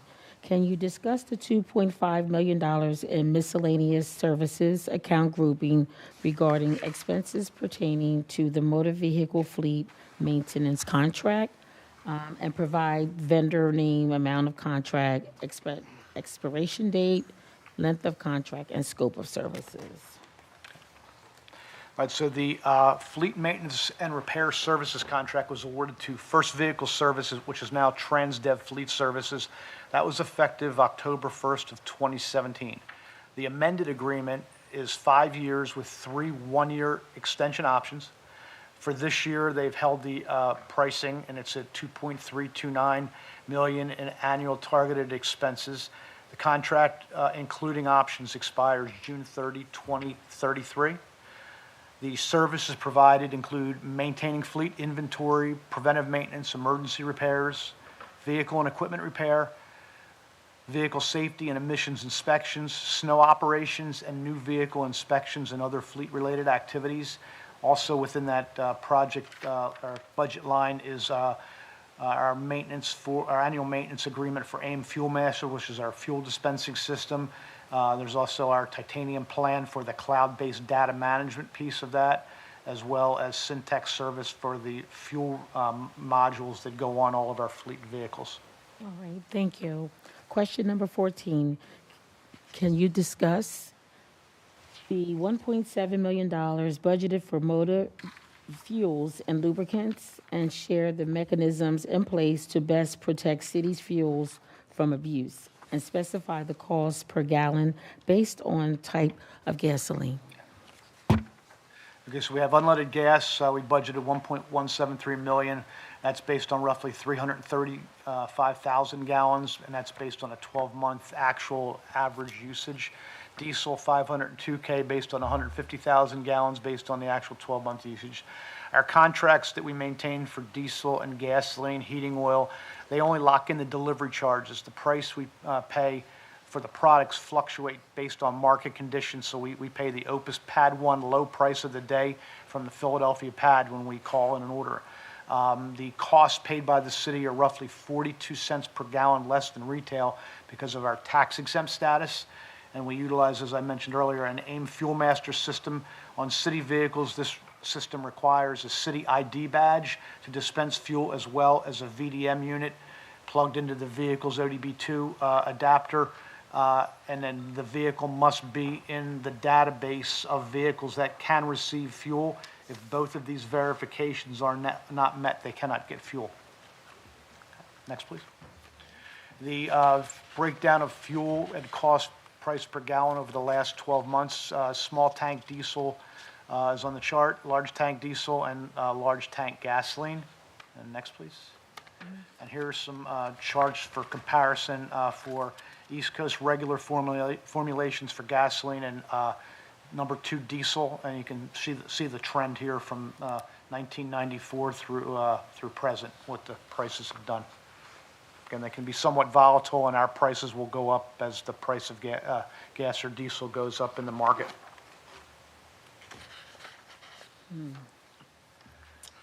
Okay. Question number 15. Can you please discuss the planned use for $1.4 million in the repairs to equipment account line, and share the amount of targeted repairs for the last 2 years per department? Next, please. So these are 3 charts here. This shows the non-target charges for FY23 by department, by department number, department description, the labor, parts, sublet costs, and total costs for each of the departments for the year. Next, please. This is the same chart and shows the totals that were spent for and non-targeted for FY24. Next, please. This is FY25 year to date. So just for those that may not understand, non-targeted costs are costs associated with repairs that would not normally be a warranted type repair. So batteries, tires, and things of that nature for vehicles that are in service life are covered under the targeted cost. Upfits, repairs for things that normally would not be covered as a target cost, vehicles that are out of life, that are, we have held on to them more than the recommended life of the vehicle. Say, for instance, a police SUV is 6 years. So a vehicle older than 6 years is now out of life. It's in life extension, we call it. So then all of the expenses over and above the VEU value for that vehicle all become non-targeted costs. That's why it's incumbent upon the city to replace vehicles according to a replacement plan, because when they go into life extension, our costs rise to keep maintaining them. And that's only logical because the cost for the vendor raised because it's an older vehicle with higher mileage now. So that's kind of how the whole repairs to equipment line works. Yeah. All right. Next, please. Understood. Okay. This is, Excuse me, council members. Thank you. I'll wait until they're done.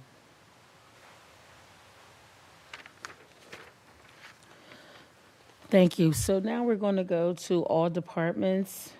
We're going to move to question number 16. all right, the org charts, if you could go to the next slide, please. Our department's rather large, so this is broken out in multiple sub slides. This is our Public Works org chart for the commissions and the division directors for FY26. Vacancies indicated with green. Next, please. This is our operations division. Again, vacancies indicated with green, and where there are temp employees indicated in red. Next, please. Our water division, which we'll get into more in the later presentation in this month. Next, please. Our administration division, including our call center and admin staff. Next, please. Our engineering division. And next, please. Our transportation division, including the temps and vacant positions.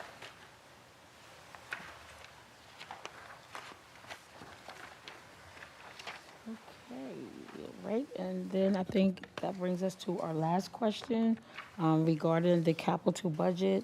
Can you please discuss the FY26 proposed capital budget requests regarding the street paving for $7 million, emergency sidewalk repairs for $1 million, and specify how community can access these funds with regards to the Wilmington Transportation Initiative, $2 million, and the ADA curb ramp and sidewalk compliance for $2 million.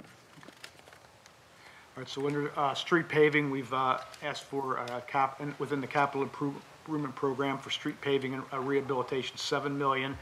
The request was based on the ability of the general fund and how much we could actually borrow, and also on the pavement condition assessment ratings, and this represents a portion of what is needed to maintain our network of approximately 153 miles of road. Emergency sidewalk repairs for $1 million. Funds budgeted for FY26 capital improvement program for emergency sidewalk repairs represent a small portion of the overall need to address the volume of sidewalk complaints that we receive.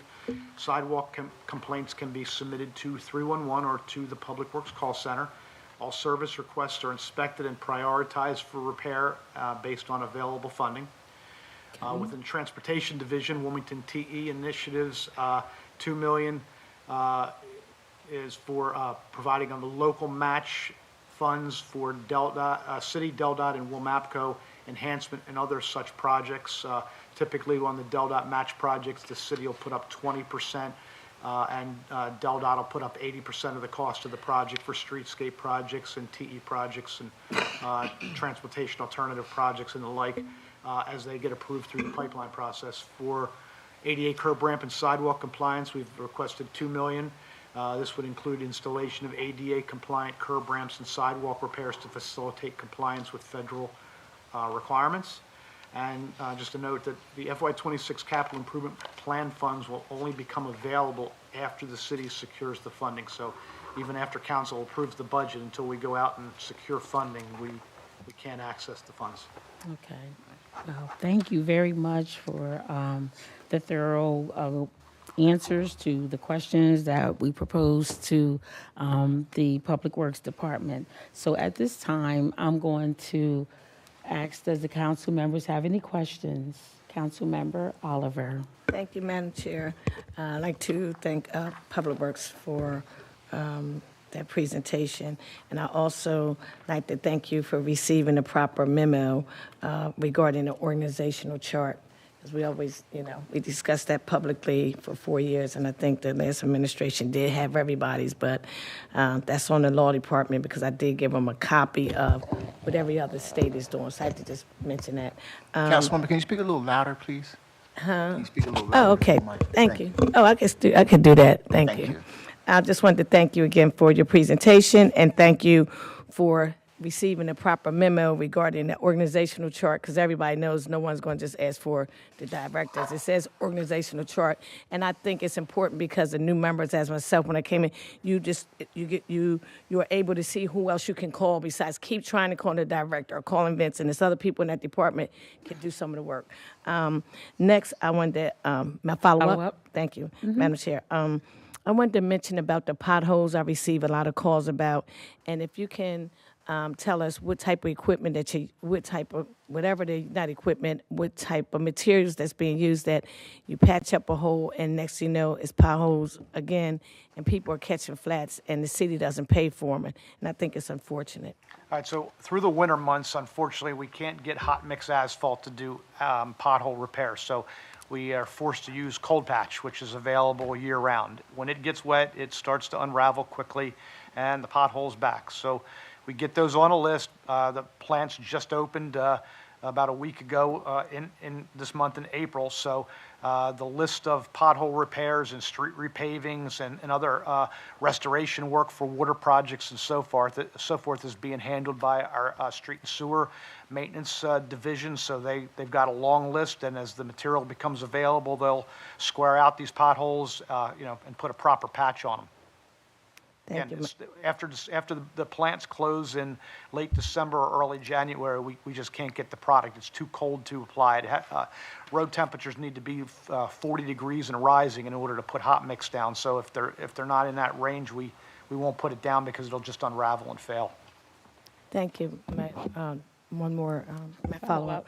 I see that you have a lot of vacancies, and I know it's a lot of people out there looking for employment. With this new administration, are you able to start hiring some individuals for some of these positions? We've posted quite a few positions here in a recent few weeks and have narrowed that list down. At one point, we're total, I think, 33 or 34 right now. We were around 45 or so. So with just recently, over the last few weeks, we've had quite a number of people being hired for various positions within our operations division. And just to build on what the commissioner stated, was that there was a turnover in HR, which slowed our process down.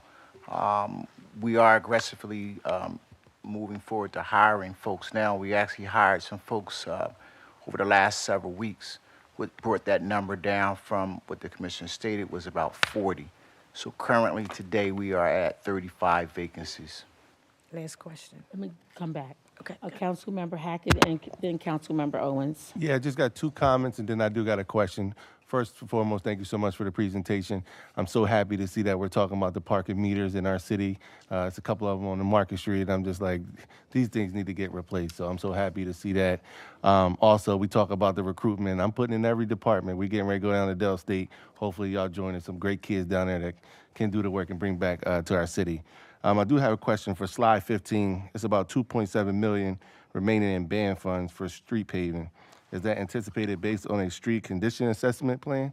Okay. Yeah, the band funding, so we went to the bond market, I think it was back in December, so we did pull down some band funding that was placed against the spending authority remaining in the FY22 and FY24 CIPs. So the dollar amount that I listed there is the amount that is still available on our GL. So we're, again, as I said, the plants just opened up, so I've probably issued $1 million in work orders for street paving over the last 2 weeks to our And- contractors. Just a follow-up. Yes. And are we anticipated to spend those funds by, you know, I'll 2025? I'll move through that probably by the end of this paving season, without a doubt. okay. So just so you're all aware, as part of what we do, there's the paving work that we do. There's also a lot of the water-related work that we do, which some of that paving is covered by other funds. So it's a process to try to coordinate all the people who are cutting the roads. So nobody wants to be the guy that goes and digs up the freshly paved street. So we go to great lengths to make sure that doesn't happen. So I have got my engineers go through and they coordinate the DelDOT gas work that's happening, the water work that's happening, and the paving work that needs to happen, and then the road cuts that others are doing. Part of what we do, a big piece of what we do as far as paving, resulted in changes the council assisted us with making back in November of '22. Nobody pulls a road cut permit and does any paving in the city. They pay me. We do the paving. We don't want anybody else touching the roads, because what we were finding over my time here, which, you know, I've been with the city for quite a while, the work wasn't getting done. So we control it. We control our destiny. You're going to cut the road, you pay me, I'll go pave it. That's how we work. So a big piece of the paving work we're doing is restoration work for the Delmarva Power, for the Verizons, for others who are doing road cuts in our road. Once they tell us their work's complete, they simply have to maintain their trench until they tell us it's complete, and then we'll put it on a schedule, and we'll go out and do the permanent restoration, which will include, if they're not already there, ADA curb ramps for the corners, as we're required to do whenever we touch a road from curb to curb, as well as a mill and overlay or whatever treatment is necessary for those roads. Thank you so much for that thorough answer. I appreciate it for the residents in our city. Thank you. Yes, let me just ask one question. So when road work is done, does the city go through this, go over these projects to make sure that they're done and they're done correctly? Because on, I believe it's Spruce Street, from 10th to I know. 4th. So I can speak to that, because Councilmember Oliver and I have had multiple conversations. There are multiple streets, and I think we actually put a map on the website for this. There's multiple streets located within the boundaries of the city of Wilmington are state-maintained roads. So on those roads, we don't typically handle the paving. DelDOT does. Correct. So the Spruce Street work is Delmarva. That's all Delmarva gas work up in, I think it's the 8, 9, and 1000 blocks. So we have, not only us, but the administration, the mayor's office has reached out to Delmarva to explain to them that this is not acceptable. You need to get permanent restoration done on this work, on this road as quickly as possible. So we get the calls, we field them, and I pass that information on to the contractors. That's one of the few roads that we don't do, but a lot of the gas work they've done up in 9th Ward and all that, we're going to take care of doing that paving. Yeah, it's pretty botched up. I know, I go down that way a lot. Yeah, so what is the status of it? I notified them about 2 weeks ago that they need to get this as a high priority on their schedule once the plant's open. So Great. we can certainly, That's good, behind them and because push. myself and Councilmember Oliver, we get a lot of complaints about it. And so at least we can give them an update in terms of there's an ongoing conversation between the city and DelDOT, and we're working on it. I'm through there. I go through that way because I go over to our plants a lot. At least 2 to 3 times a week. I get it. I'm like calling my guys to go fill that pothole over on 11th Street at Church, because it'll swallow a car. Yeah, absolutely. Thank you. Councilmember Owens? Yes, I actually want to follow up on that point there. When there is work done on the road, it's completed, the entire road is completed, repaved all the way across, and then just a few months later it's dug up again. Is that additional cost onto the city when we do work like that? All right, so within the, there's in the code, there's the Underground Facilities Coordination Manual. So if somebody does come after the fact, we do a road, there's a 5-year moratorium on that road. During that moratorium period, if another utility that, failed to coordinate with us, or now it could be new homes being built. Hey, we need to tie into water and sewer infrastructure because we're building new homes. If something like that happens, what happens per the Underground Facilities Coordination Manual, instead of just being responsible for 25-foot patch on a lane width, they're responsible for a 50-foot patch curb to curb on that road because it was paved within a 5-year moratorium period. So we charge them more, and my engineers go out and make sure that the work gets done. Typically, if it's not a state-maintained road, my contractor's going out and doing that paving, so I know it's going to get done. Thank you. And I only bring that up because West 29th, West 30th, West 38th, West 39th, and 40th were all done in September. And then in October, they were all opened back up. And they have been open ever since. It's literally just dirt patches right now, which is destroying people's car tires. It is really bad. They're sinking in. I remember that project, actually. So my contractor, Sam's, was out there paving, and they were, unfortunately, didn't get the memo to not use a vibratory roller. The vibratory roller, as they did the final paving, that night, we had water main breaks coming up through the asphalt. So all those were repaired. Now they are on our list for restoration there. We're doing a lot of work up in the 9th Ward area for service line investigations, follow-up work behind Delmarva Gas for their work, as well as work that the utility did for new water mains and services. All that is going to be happening in a flurry here very shortly. Right? And can I have a Follow-up? Yes, thank you so much for that. I had a few other questions. So, one, I see that we are using a few temps to fill positions right now. Have those temps ever been offered to apply for those jobs? We do it all the time. Okay. I'll bring temps in, and then when a full-time position comes up, if they want to apply for it, I think it's a great tool because that way we know what their work habits are. We've hired multiple people over the years that started out as a temp and then wanted to apply for a full-time position. Okay. And the other thing I wanted to talk about is the ADA ramps. So I know at least in my area, my immediate area, my ramp has been done about 3 times in the last few years.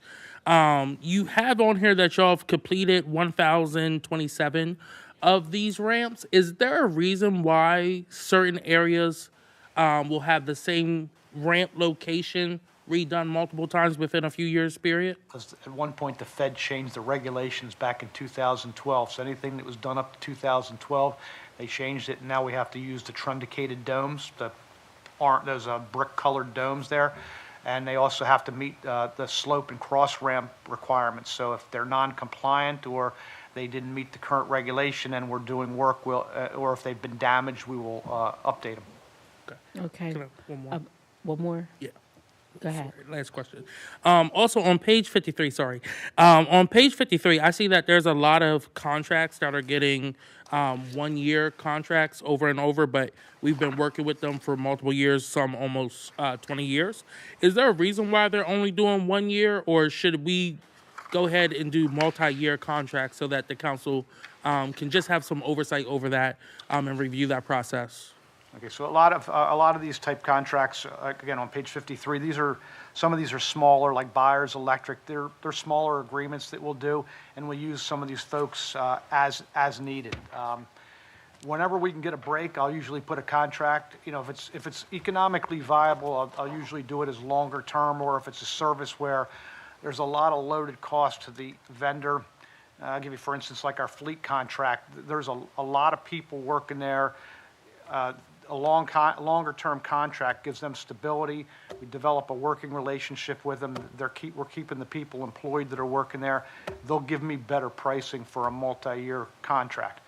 Some things just won't. So, and a lot of times we may enter into a contract that's 1 year with multiple 1-year options possible. Especially if it's with a contractor we've not done business with them before. We want to make sure they're going to be able to perform, and if they're not able to perform, sometimes we'll cut it short at 1 year and go out on the street and go out and bid it again.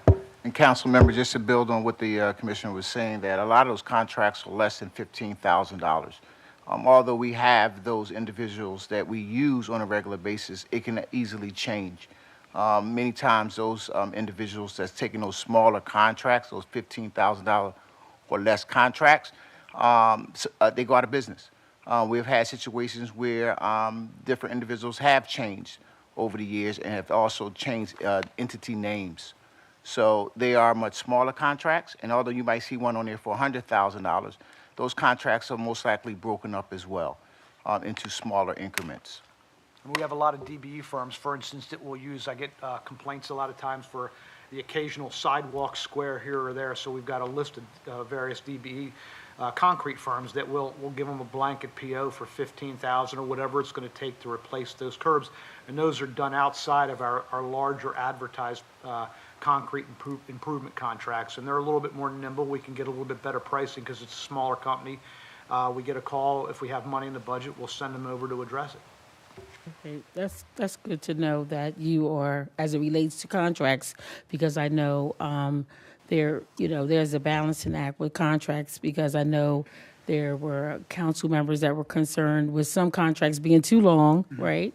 And so I trust that your team is looking at, how does the city benefit from a longer term, which typically, you get a better deal with a longer term. But then, as you said, if they're a new vendor, you want to make sure that they're credible, their work is quality, and et cetera. So that's good that you're looking at both sides, and you have them in categories, it sounds So like. interesting enough too, so on some of our bigger, for big contracts that go out, and even though like some of the prime contractors, maybe some of the bigger contractors within the state, we have a lot of DBE participation on these. A lot of the, like with Diamond Materials, one of the contractors for concrete improvements, they're using multiple DBE subs. So, each invoice that I get from them, I tell them to break out the DBE participation. So there's, just because the DBE may not be the prime on a very large contract, we're getting them a lot of work. Okay, like Flagging companies,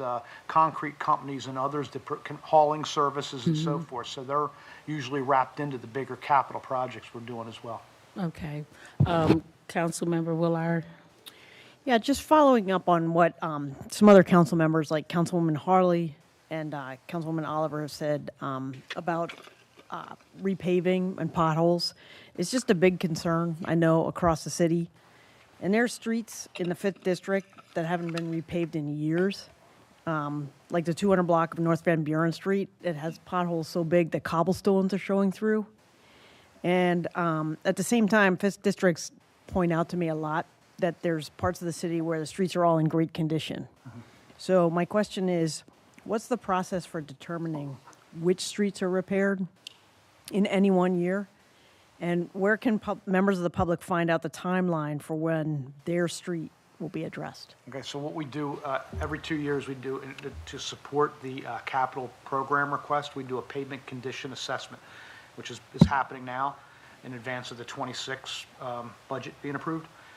They go out and essentially walk and drive every street in the city with a tablet and capture the condition assessment and compare it from 2 years ago to this year. We use, this is my engineers with Mott McDonald to do this. Then they bring all this data back, and they use an asset management program called Agile Assets, which takes into consideration the available budget that we have to spend over the 2-year program and the condition of the road segments that the city is responsible for maintaining. So it's approximately 153 miles of road. So it takes a look at that and then spits out the segments. We also have to, again, plug in, like I was saying, coordinating. If there's gas work planned there within the next couple of years, we're not going to touch it. If there's water work planned there within the next couple of years, we're not going to touch it, because then we're just going to be tearing up what we just put in. So all those things being aside, we come up with then a decision map based on the available budget, and then we'll look to put that contract out on the street for bid and start issuing work orders against it. And each road has a rating. Right. They have a pavement condition assessment for each segment in our inventory. From 0 to 100. Right. So some of the areas that you mentioned, I'd have to check with my engineers. They may be on this year's list to do. Again, if there's planned gas or water work that's going to come through there, then we're just going to do what we have to do to hold them together until that work happens. Okay. So I should maybe clarify too, one of the things we do, just anytime we're touching a road curb to curb, if there are not ADA compliant ramps there, the concrete work will come in. So maybe this may be something for your constituents to understand. If they see us coming out and we're doing concrete work on the ADA ramps and on the sidewalk and curbs, they're probably going to get paved right after that, because the concrete work precedes the paving. We get that done first, and then the mill and overlay work will happen next. Well, while follow-up he's on question? sidewalks, let me just ask this quick question. So as it relates to that, does safety hazard play a part in that? And the reason why I'm asking, because I know for a fact on 11th and Monroe, right there on the corner by the coffee shop, there is bricks and the roots of the trees is really like, has really grown to the point where literally if you're not looking down, you can fall and really injure yourself.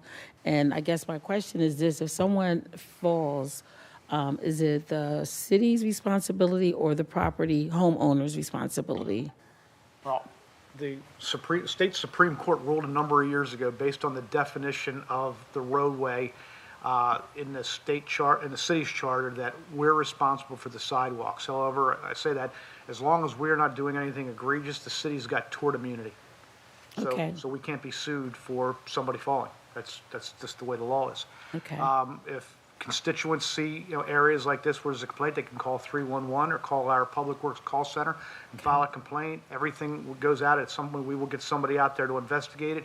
If it's something our street and sewer maintenance crew can address by resetting the bricks, we'll do it. If the tree roots are that out of hand, then we may have to have our city forestry crew address the tree removal or potentially strategically cut roots if that can be done. And we try to go out and address all the complaints. Again, we try to triage them and do them based on the priority as funds are available. Okay, thank But you. just to add, unlike streets, we do not have a sidewalk assessment. Correct. So we don't have that same sort of like list of what we know is the worst. And so it really, the best thing to do is call 311 and we will send somebody out there to look at it. And it, we keep asking for more money. Right, I And know. I'll put this in perspective. So our capital ask for the 26 CIP was $1 million. When I first started doing this, we were getting $250,000 for 2 years. Whoa. It's $125,000 a year. You got twice as much sidewalk as you do street miles because there's sidewalk on both sides of the street. So at one point, going back a number of administrations, somebody asked me about, well, can you do a sidewalk condition assessment? We would have blown our whole emergency sidewalk budget just doing an assessment without fixing anything. Right. So I couldn't do it. I was like, no, I got to fix something. I Yeah, will mention that that assessment, it will be covered by essentially the ADA self-assessment that we are currently doing, which should be finished in FY2026. So by that time, we will at least have a full assessment of our public right-of-ways, which includes the sidewalks, that we can hopefully use for that purpose. But just to level set expectations, we never have enough money to fully address our sidewalks, and they do need to be addressed on a triage basis, as Deputy Commissioner Croce said. We have had some sidewalk requests on our list for actual years. It's unfortunate. We wish we could do all of the sidewalks. I think the estimate we got at one point was $100 million to repair all of the sidewalks in the city. Obviously, that's significantly larger than our entire capital budget, but we do our best to address them as quickly and efficiently as we Understood. can. That's one of the reasons why when Councilmember Willard asked about prioritizing, I wanted to include the question because it was on the same topic in terms of prioritizing. And I'm thinking that safety, being a safety hazard, would definitely, be on the top. And safety is the number one issue we look at in the triage process. Is Okay. this causing an immediate danger to residents? It's the number one thing we look at. So I should also just note too, for any of the other work that's going on, whether it be Delmarva gas work or water-related work, and they disturb a sidewalk, a curb stop, to run their new lines in, those sidewalk panels will be replaced under those contracts by whatever party did the damage. So I know a lot of times we'll get calls where they just come back and fill it with some crush or something like that until they can get another crew out there to do restoration. But I've actually got within our water, because we've got so many water crews on the street doing work right now, I actually have a restoration crew following behind them. So as they get areas done, these guys are getting sidewalks and curbs poured as quickly as they can behind them. Again, wintertime makes it tough. Once it gets too cold, there's not a lot of restoration we can do. But now it's spring and we'll be hitting it hard. I get that. I just didn't want to loop back around to the same topic since we were already on it. Councilmember Willard. Thank you very much, Madam Chair. I just had, I wanted to go back to my question, which was, where can members of the public find out the timeline for when their street will be addressed? Every 2 weeks, we put the schedules online on the city's website, so the 2-week look ahead of where we're going to be working is on there. And as I said, if your constituents see us doing sidewalk ramps, you can rest assured we're going to be coming through there paving right behind it. Okay, great. So And how about, a larger decision map? I mean, I would have to have our engineers put something up, but these don't have a long long shelf life, I should say. We put something together based on our best guess what we need to do, and then I find out I get 3 or 4 or 5 road cut permits for something else in certain streets, and then we have to adjust fire because now somebody's going to be doing a road cut, and we don't want to go out and pave it, and then they're cutting it up again. So we try to take into consideration, like the Delmarva Gas, look ahead of all their 2025 and 2026 work that's going to happen, all the water work we're planning to do over the next 5 years, and then what shakes out is the stuff we go and we pave. okay, thank you very much. I really appreciate your detailed answers. I had a follow-up question, Madam Chair. Yeah, well, let me go to Councilmember Oliver because she had a follow-up, and I asked her to allow the other ones to go. So let's keep order. Thank you. Councilmember Thank you, Oliver. Madam Chair. My question was, what happened to the ordinance that I created regarding the used vehicles and after they're used, because I know y'all do an auction, the council or city employees are able to look at them. I'm wondering whatever happened with the cars that people. I'm just not trying to. We put in the ordinance. I know y'all used to have an auction over there because I know a lady who bought a car for her daughter to go to college. It was running well. And ever since I put in the ordinance, I haven't heard anything about the sales, the auctions. So could you give me an update? The company that we used to use, I think it was Delaware State Auction or whatever, they went out of business. So the procurement department, per the city code, that's in the finance department, they're the division that's responsible for disposing of unused property. So as it relates to vehicles, as I said, there's a certain expected life, and we either take them out on time or we take them out on miles or both. When we do have vehicles that are going out to auction, my fleet guys send a letter, an auction letter we call it, to procurement. They come down, they take pictures of the vehicles, they get the maintenance condition and the mileage on them, and they post them on GovDeals online, govdeals.com, I think it is. Mm-hmm. And you can go in through any state, like you just put Delaware, and it'll show you every vehicle at any given time that we have for auction, and it's an open auction. Councilwoman, we can definitely discuss with our comms department in the mayor's office how we can better inform our employees about the opportunity to bid on vehicles. Thank you. That's what the purpose of the ordinance. Thank you. And one last thing, I'd just like to make a comment, Madam Chair, regarding the lights on the bridge on Al Plains Bridge. I don't know if it's a major shortage, but the lights are out all the time. It's pitch black over there. Somebody's going to get killed on that bridge. Last week I was over there. Stephanie Bowden is constantly calling me about it, 311. Both sides, the lights was out. And when you turn in that corner from coming over 11th Street Bridge, on the record, it's pitch black, so you can't see the lines. Somebody's going to be a bad accident before it's over with. Lighting on the bridges is DelDOT, so Steve's here. We'll take note of it and make sure that they are aware there's a problem. If they're all out, it may be somebody might have cut a wire. And lastly, this is the last statement. The lights on Walnut Street, that was MBNA's, is pitch black with them kids coming out the Y. We've been discussing this for 2 years. Somebody had the key from MBNA or whatever. We never found out. So them lights are pitch black straight down Walnut Street. And it's not, and it's not fair to the kids that's coming out the YMCA, because we've discussed this. We're working on that. So these are all private lights. MBNA put them in. The controls for those lights are in their buildings. We are trying to put, that was what I talked about the LEDs. CyberLink is meeting with the owners of these buildings, and we're trying to change their electric, rewire their electric, so that now these are city street lights on our tariff. Well, I'm done. but it's these kids at the Y. If this was over in Salesiana, it wouldn't take 2 or 3 years to fix lights. I'm getting emails from the YMCA asking me why it's pitch black out there. A car ran up on the sidewalk like about a month ago, but they hit a car. It's pitch black. It's kids in there, and we just keep taking this lightly. It's been 2.5 years. The whole Walnut Street is pitch black. The issue is that somebody needs to let our contractor and give them access to that building to be able to wire this properly. 2.5 years. Somebody needs to do something. Okay. These were all put I'm up just by a making a private statement. It's been entity. 2.5 years, and we keep having the same conversation. Right, Kelly? We've been discussing this.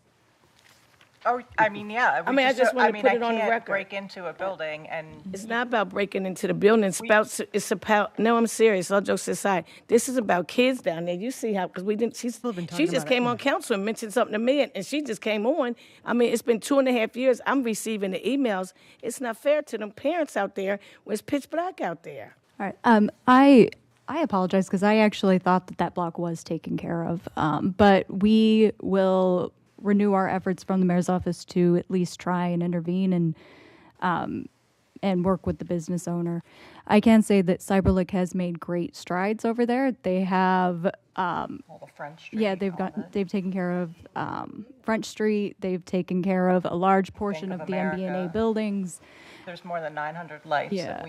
that were originally private that we've taken over. Absolutely. This has been a pretty major priority, but I guess we're still having problems with this one particular business owner. We will renew our efforts and try and intervene to help CyberLink out because absolutely we want to make sure our kids are safe.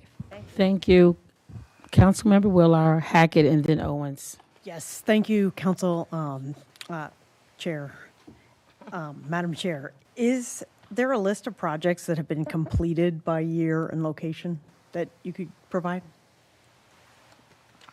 What kind of project? Like the water, like the, I'm sorry, I'm always thinking water, but like the streets, street segments and sidewalk addresses? Like sidewalk addresses would be great and street segments would be great. I mean, we could probably run a report out of City Works and what are you looking for, like the last fiscal year? Yeah, last couple fiscal years maybe? Yeah, we can probably pull the sidewalk locations out. The paving map, we probably already have that, the segments that were completed. Okay, thank you very much. And I had just one follow-up, Madam Chair. Go ahead. So this is a different topic. This is following up on Councilwoman Oliver's. So I was just looking at this general motor vehicle budget, and I'm sorry, I didn't quite understand. Is this list all cars and vehicles that you're planning on purchasing, or is this The ones like, on the replacement plan are replacements for existing vehicles and/or vehicles that were added by the Deputy Chief of Staff for fiscal '26. So I just saw some here that seemed like they were 2025 cars. So that, okay, So I was just like, wow, is that on the list for the 37,000. hybrids? There's nothing from 2025. Are you referring to the ones, does it say added in the far left column? Added, yeah, L and I, like. Yeah, those one, those will be, two. those are not being replaced. Those are are being additional. purchased this year. Right, And those are yeah. additions to the fleet. Okay, how about, okay, great, that's all I've got. So Madam Chair. there was a couple of vehicles that when Mr. Jones spoke, he spoke that were approved for additions to the fleet. So the ones with added in front of them these will be new vehicles purchased in fiscal '26 that were approved additions to the fleet. Okay, that makes sense. Thank you very We much. don't replace new welcome. vehicles. There's a usable life on all of them, and nothing normally gets replaced. The minimum is like 6 years. Okay, thanks so much. You're welcome. Thank you very much, Madam Chair. You're welcome. That's all I've got. Just have a couple questions in one statement. I think with gov deals, I think it is like a one-time fee too, like maybe like $100 or something like that. I know there's a No, sale I know. fee. I'm just saying. I think I went on there and try to, get on there, but I think it's like $100, so that could be a disadvantage to our community as well. We also talk about the one-time contract, one-year contracts. I see Integrity Staffing has been there for 19 years. Actually, that's a multi-year contract. I just don't have the information. That's not a public works contract. It's Okay. actually. No, that's run out of with HR. HR. Yeah, Okay, it's run out of contract HR is with department. HR. Yeah. So it is a multi-year. I don't, it's and this is probably the third multi-year that they've gone out on RFP at least 3 times since I've been here. Yeah. And awarded it, I don't know the length of time, and I couldn't get a copy of it to even check because it's not my contract. So it just what I'm saying, it just says 1 year here, but that's not the case. It's a multi-year contract. So the way that we do it is HR does the multi-year contract with Integrity. And then when any department needs to hire staff through Integrity, we kind of set up our a PO in that department. Right. And that's kind of a 1-year PO. So right now in constituent services, we hired our Spanish-speaking temp from Integrity. We have a 1-year PO for her services. But it is all underneath that multi-year contract in Integrity. I mean, that was set up by I guess HR. what I'm trying to say is, Yeah. why does it say? I think 1 it's kind of year just a misstatement on here. I would call it a misstatement. And I'm only Yeah. saying this because you look at, I would think of it as like his blanket POs. but I'm just saying it's yeah. a 19 years of service. So, we spending almost $700,000 of taxpayer dollars. It's not coming in front of council. It is though. It is? It is. It's Oh, it is? through HR. Okay. Yes. All right, just making sure. Also, I guess with the temps that come in, and I guess I'm trying to figure out if they are currently working a job and then they see it goes up for them to possibly apply, and then they do apply, but maybe they're not good at the interview segue, but they've been doing the job phenomenal. Like, how does that process work? Because I hear a lot of people that's been doing a job for a while, get ready to apply, but maybe don't have the proper interview skills, don't get the job, but been doing the job for a while. So let me start with this. The reason why you see it in this report is because they're actually 1 year purchase orders for public works, right? And whenever we have a temp, we do encourage that temp to apply for those vacancies. Even the supervisors will encourage them to apply. If they do not get the position and there are still available funds within that PO, then that individual will stay on until maybe another opportunity comes available within that division or that shop that they're working in, or another division or shop where they can do the same type of work within the department. Got you. Do y'all have the number for temps that tried to apply but didn't get the job but been doing the job for probably over 6 months or 8 That would probably be a better Yeah, question for HR. Got you. HR, Okay. yeah. All right. Just wondering. Council Member Owens? Yes. Just a few follow-up questions. So earlier today, I received another call about water being shut off in one of our blocks for multiple houses.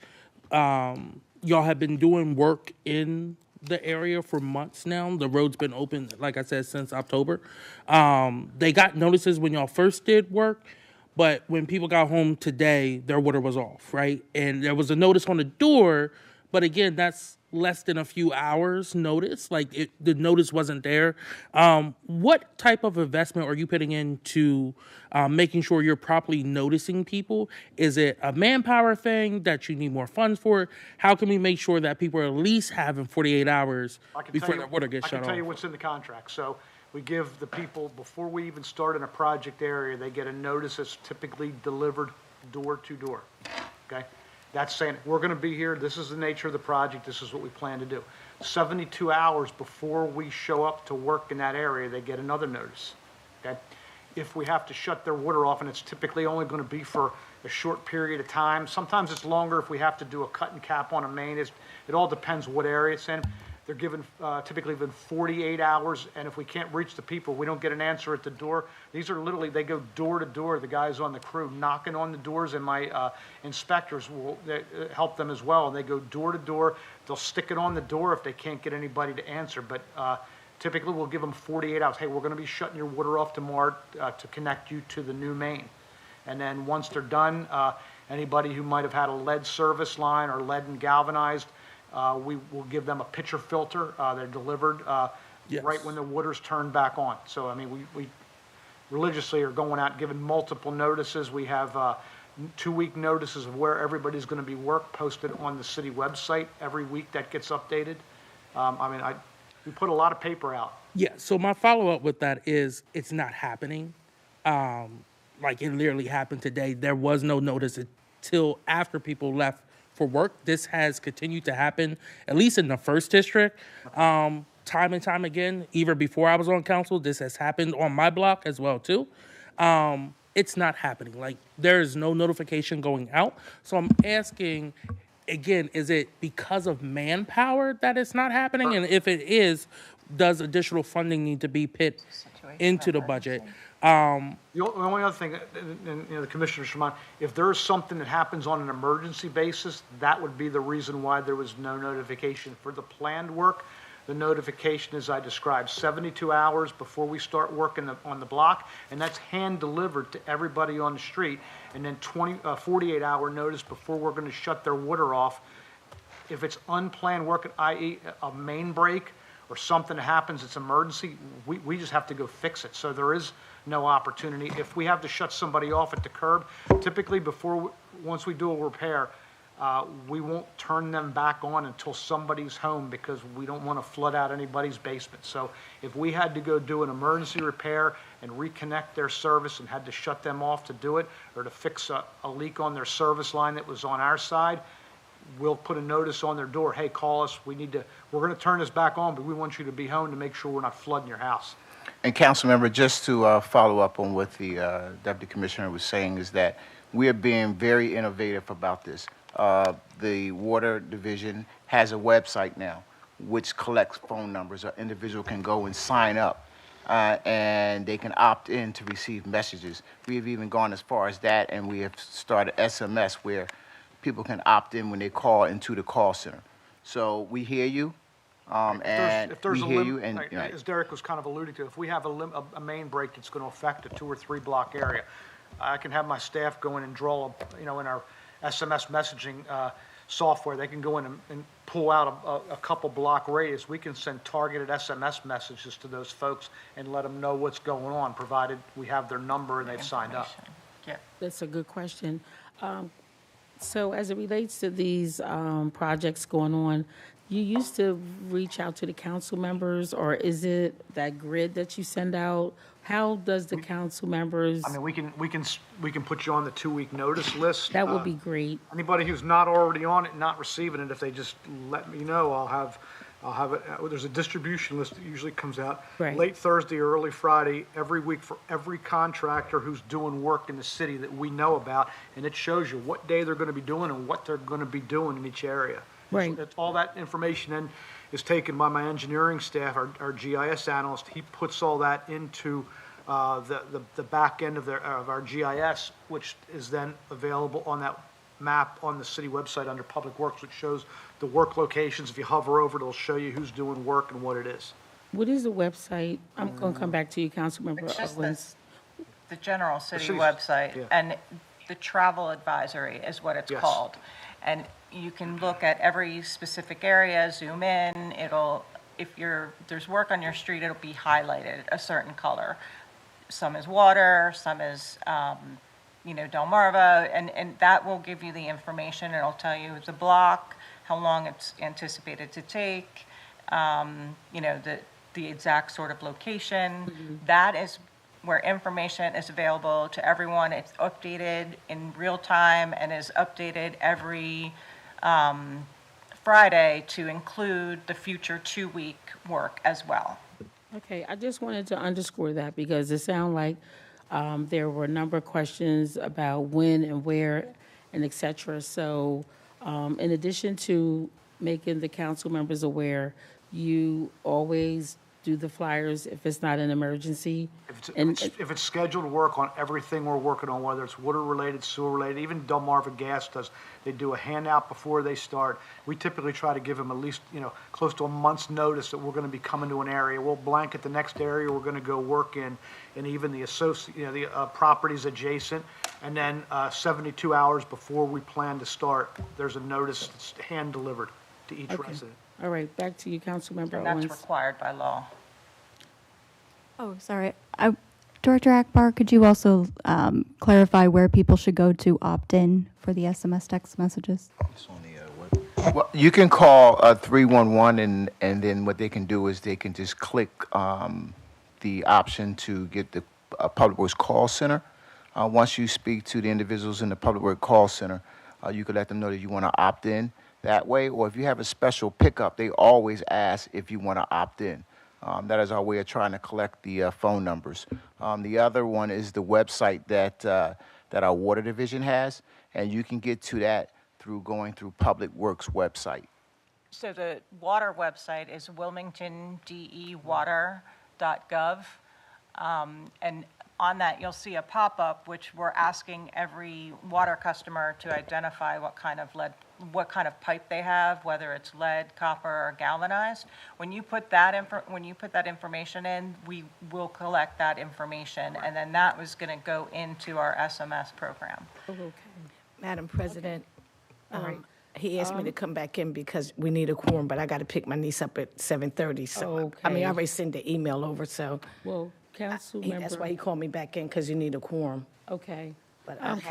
Councilmember Bracy's going. Yeah. He's going. Okay. Yeah, I know we're over time. So Councilmember Owens, did they answer the questions? No, not really. Again, this is continuously happening all throughout the first district. And it's honestly, it's unacceptable. The only other point that I wanted to add to that was, again, 311 is not the answer to this. I can tell you right now, they don't direct people to opt in. That's why I asked, is this a funding thing for the manpower to really get the word out about this? And the last thing I have is, again, just making sure that, can you add my email to that list as well, too? Absolutely. I know I've reached out to the director a few times about a few other issues, and I didn't know that we could either be on the list to get that information. Anybody who wants to be on it, I mean, if Marshall wants to just send me the list of the email addresses, I'll add them all to the distribution list that our engineer sends out every week. Thank you. Sure. Hey, real I'll quick, wrap it I up. really need to ask if there is anyone in the public that have a question. There's one hand up, Chair. Okay. We do have one person from the public. Brandon Fletcher is on Zoom. Okay, Mr. Fletcher, you want to ask your question? You have a comment? Are you on mute? Good afternoon, Chairwoman Harley and members of the Public Works Committee and Commissioner Kelly Williams. My name is Brandon. I just wanted to give comment quickly because over the past year, I've worked alongside neighbors to advocate for safer streets. We spent hot days in the summer collecting dozens of signatures, elevating resident concerns about speeding, unsafe crossings, and disinvestment along Lancaster Avenue, 2nd Street, 4th Street, Lincoln, and Union. Even though our initial petition was rejected for 9 months due to jurisdictional limits between state and city roads, we know that the city still has power, as discussed in last month's Public Works meeting, through Wilmington Initiatives, which brings together the Public Works Department, City Planning, DelDOT, and WilMAPCO, and that the city can and should submit projects for state prioritization and funding. Many of these streets corridors have already been studied in DelDOT's pedestrian safety audits. We don't need more studies, we need action, and the city must help move these projects forward. We also recently learned that changes are being explored for 2nd Street, and that's encouraging, but it's essential to that any process around those changes remain resident-driven. And while it's great to see support from DelDOT and WilMAPCO, the voices of the residents of 4th Street and West Side, the people who are most directly impacted, must be at the forefront of those decision makings, not just Bud Frill. We also want to acknowledge the work of the special engagement, Jackie Castaneda and others in the Public Works Department who did upload the map for our viewing on the website of State Road versus City Road. And also want to thank Steve Weber for joining the 4th Street meeting. That kind of collaboration is key. And so I just hope that you can continue to discuss with the residents that showed up how we can build on the momentum, ensuring that outreach efforts go beyond simply just informing residents and instead truly engaging us in shaping the outcomes of our streets. Thank you. Thank you. we have Ms. Jamila Davy. Would you like to make a comment? Yes, indeed. Thank you so much. This is Jamila Davy. I live in the 5th District, and I had a question really from back at the top of the presentation about the resiliency. The commissioner opened with, that in like the goal and vision, the vision of the department overall, resiliency. And then Deputy Commissioner talked about Resilient Wilmington within some of the slides and answers to some of the questions. So I wanted to ask, to get some more information about that. Like, I'm very familiar with the Resilient Wilmington report, and I would like to know what Resilient Wilmington means. Like, who is on that? Who's involved in the entity? What kind of goals that they're working on, and what they're doing to measure those goals. And and since this is a budgetary hearing, so we could think about that in terms of the investments that the department is making in resiliency. And so again, so what are, who's involved in that? What are the goals? How are the goals measured?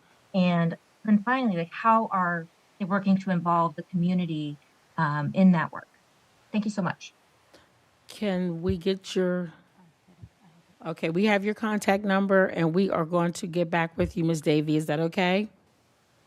Yes, indeed. Thank you. All right, thank you for your comment. Okay, and thank you, Mr. Fletcher, for your comment as well. So at this time, before we close out, I want to make sure there's no council members that have any comments before we close out. That's on the line. That's on the line. No hands up. No hands, okay. All right, so I would like to thank Commissioner Williams, Deputy Commissioner Carochia, Mr. Jones, Fiscal and Operations Analyst, as well as Director Akbar for presenting this evening. And again, if there's any follow-up information, we're asking that you please provide it to Ms. Bassnight. And I want to thank OMB, Mr. Greco, and his team, all the department heads, WITN, council staff, as well as council members that stayed. Thank you for staying on tonight, and the members of the public. Our next budget hearings are scheduled for Monday, April the 14th at 4:30. We will be going over land use and planning, license and inspections, and real estate and housing. I'm going to ask that you please tune in to WITN CH22 to watch the meeting. You can also watch online at www.witn22.org. Also, any budget information that you would like to review again is available at www.wilmdebudget.org. And at this time, can I get a motion to adjourn? Yeah, I move to adjourn. But we gotta wait for Bracy. Bracy said something. Thank you, thank you. All right, so that's what we have for tonight. Thank you, everyone, for staying, and have a good night. Thank you. Thank you.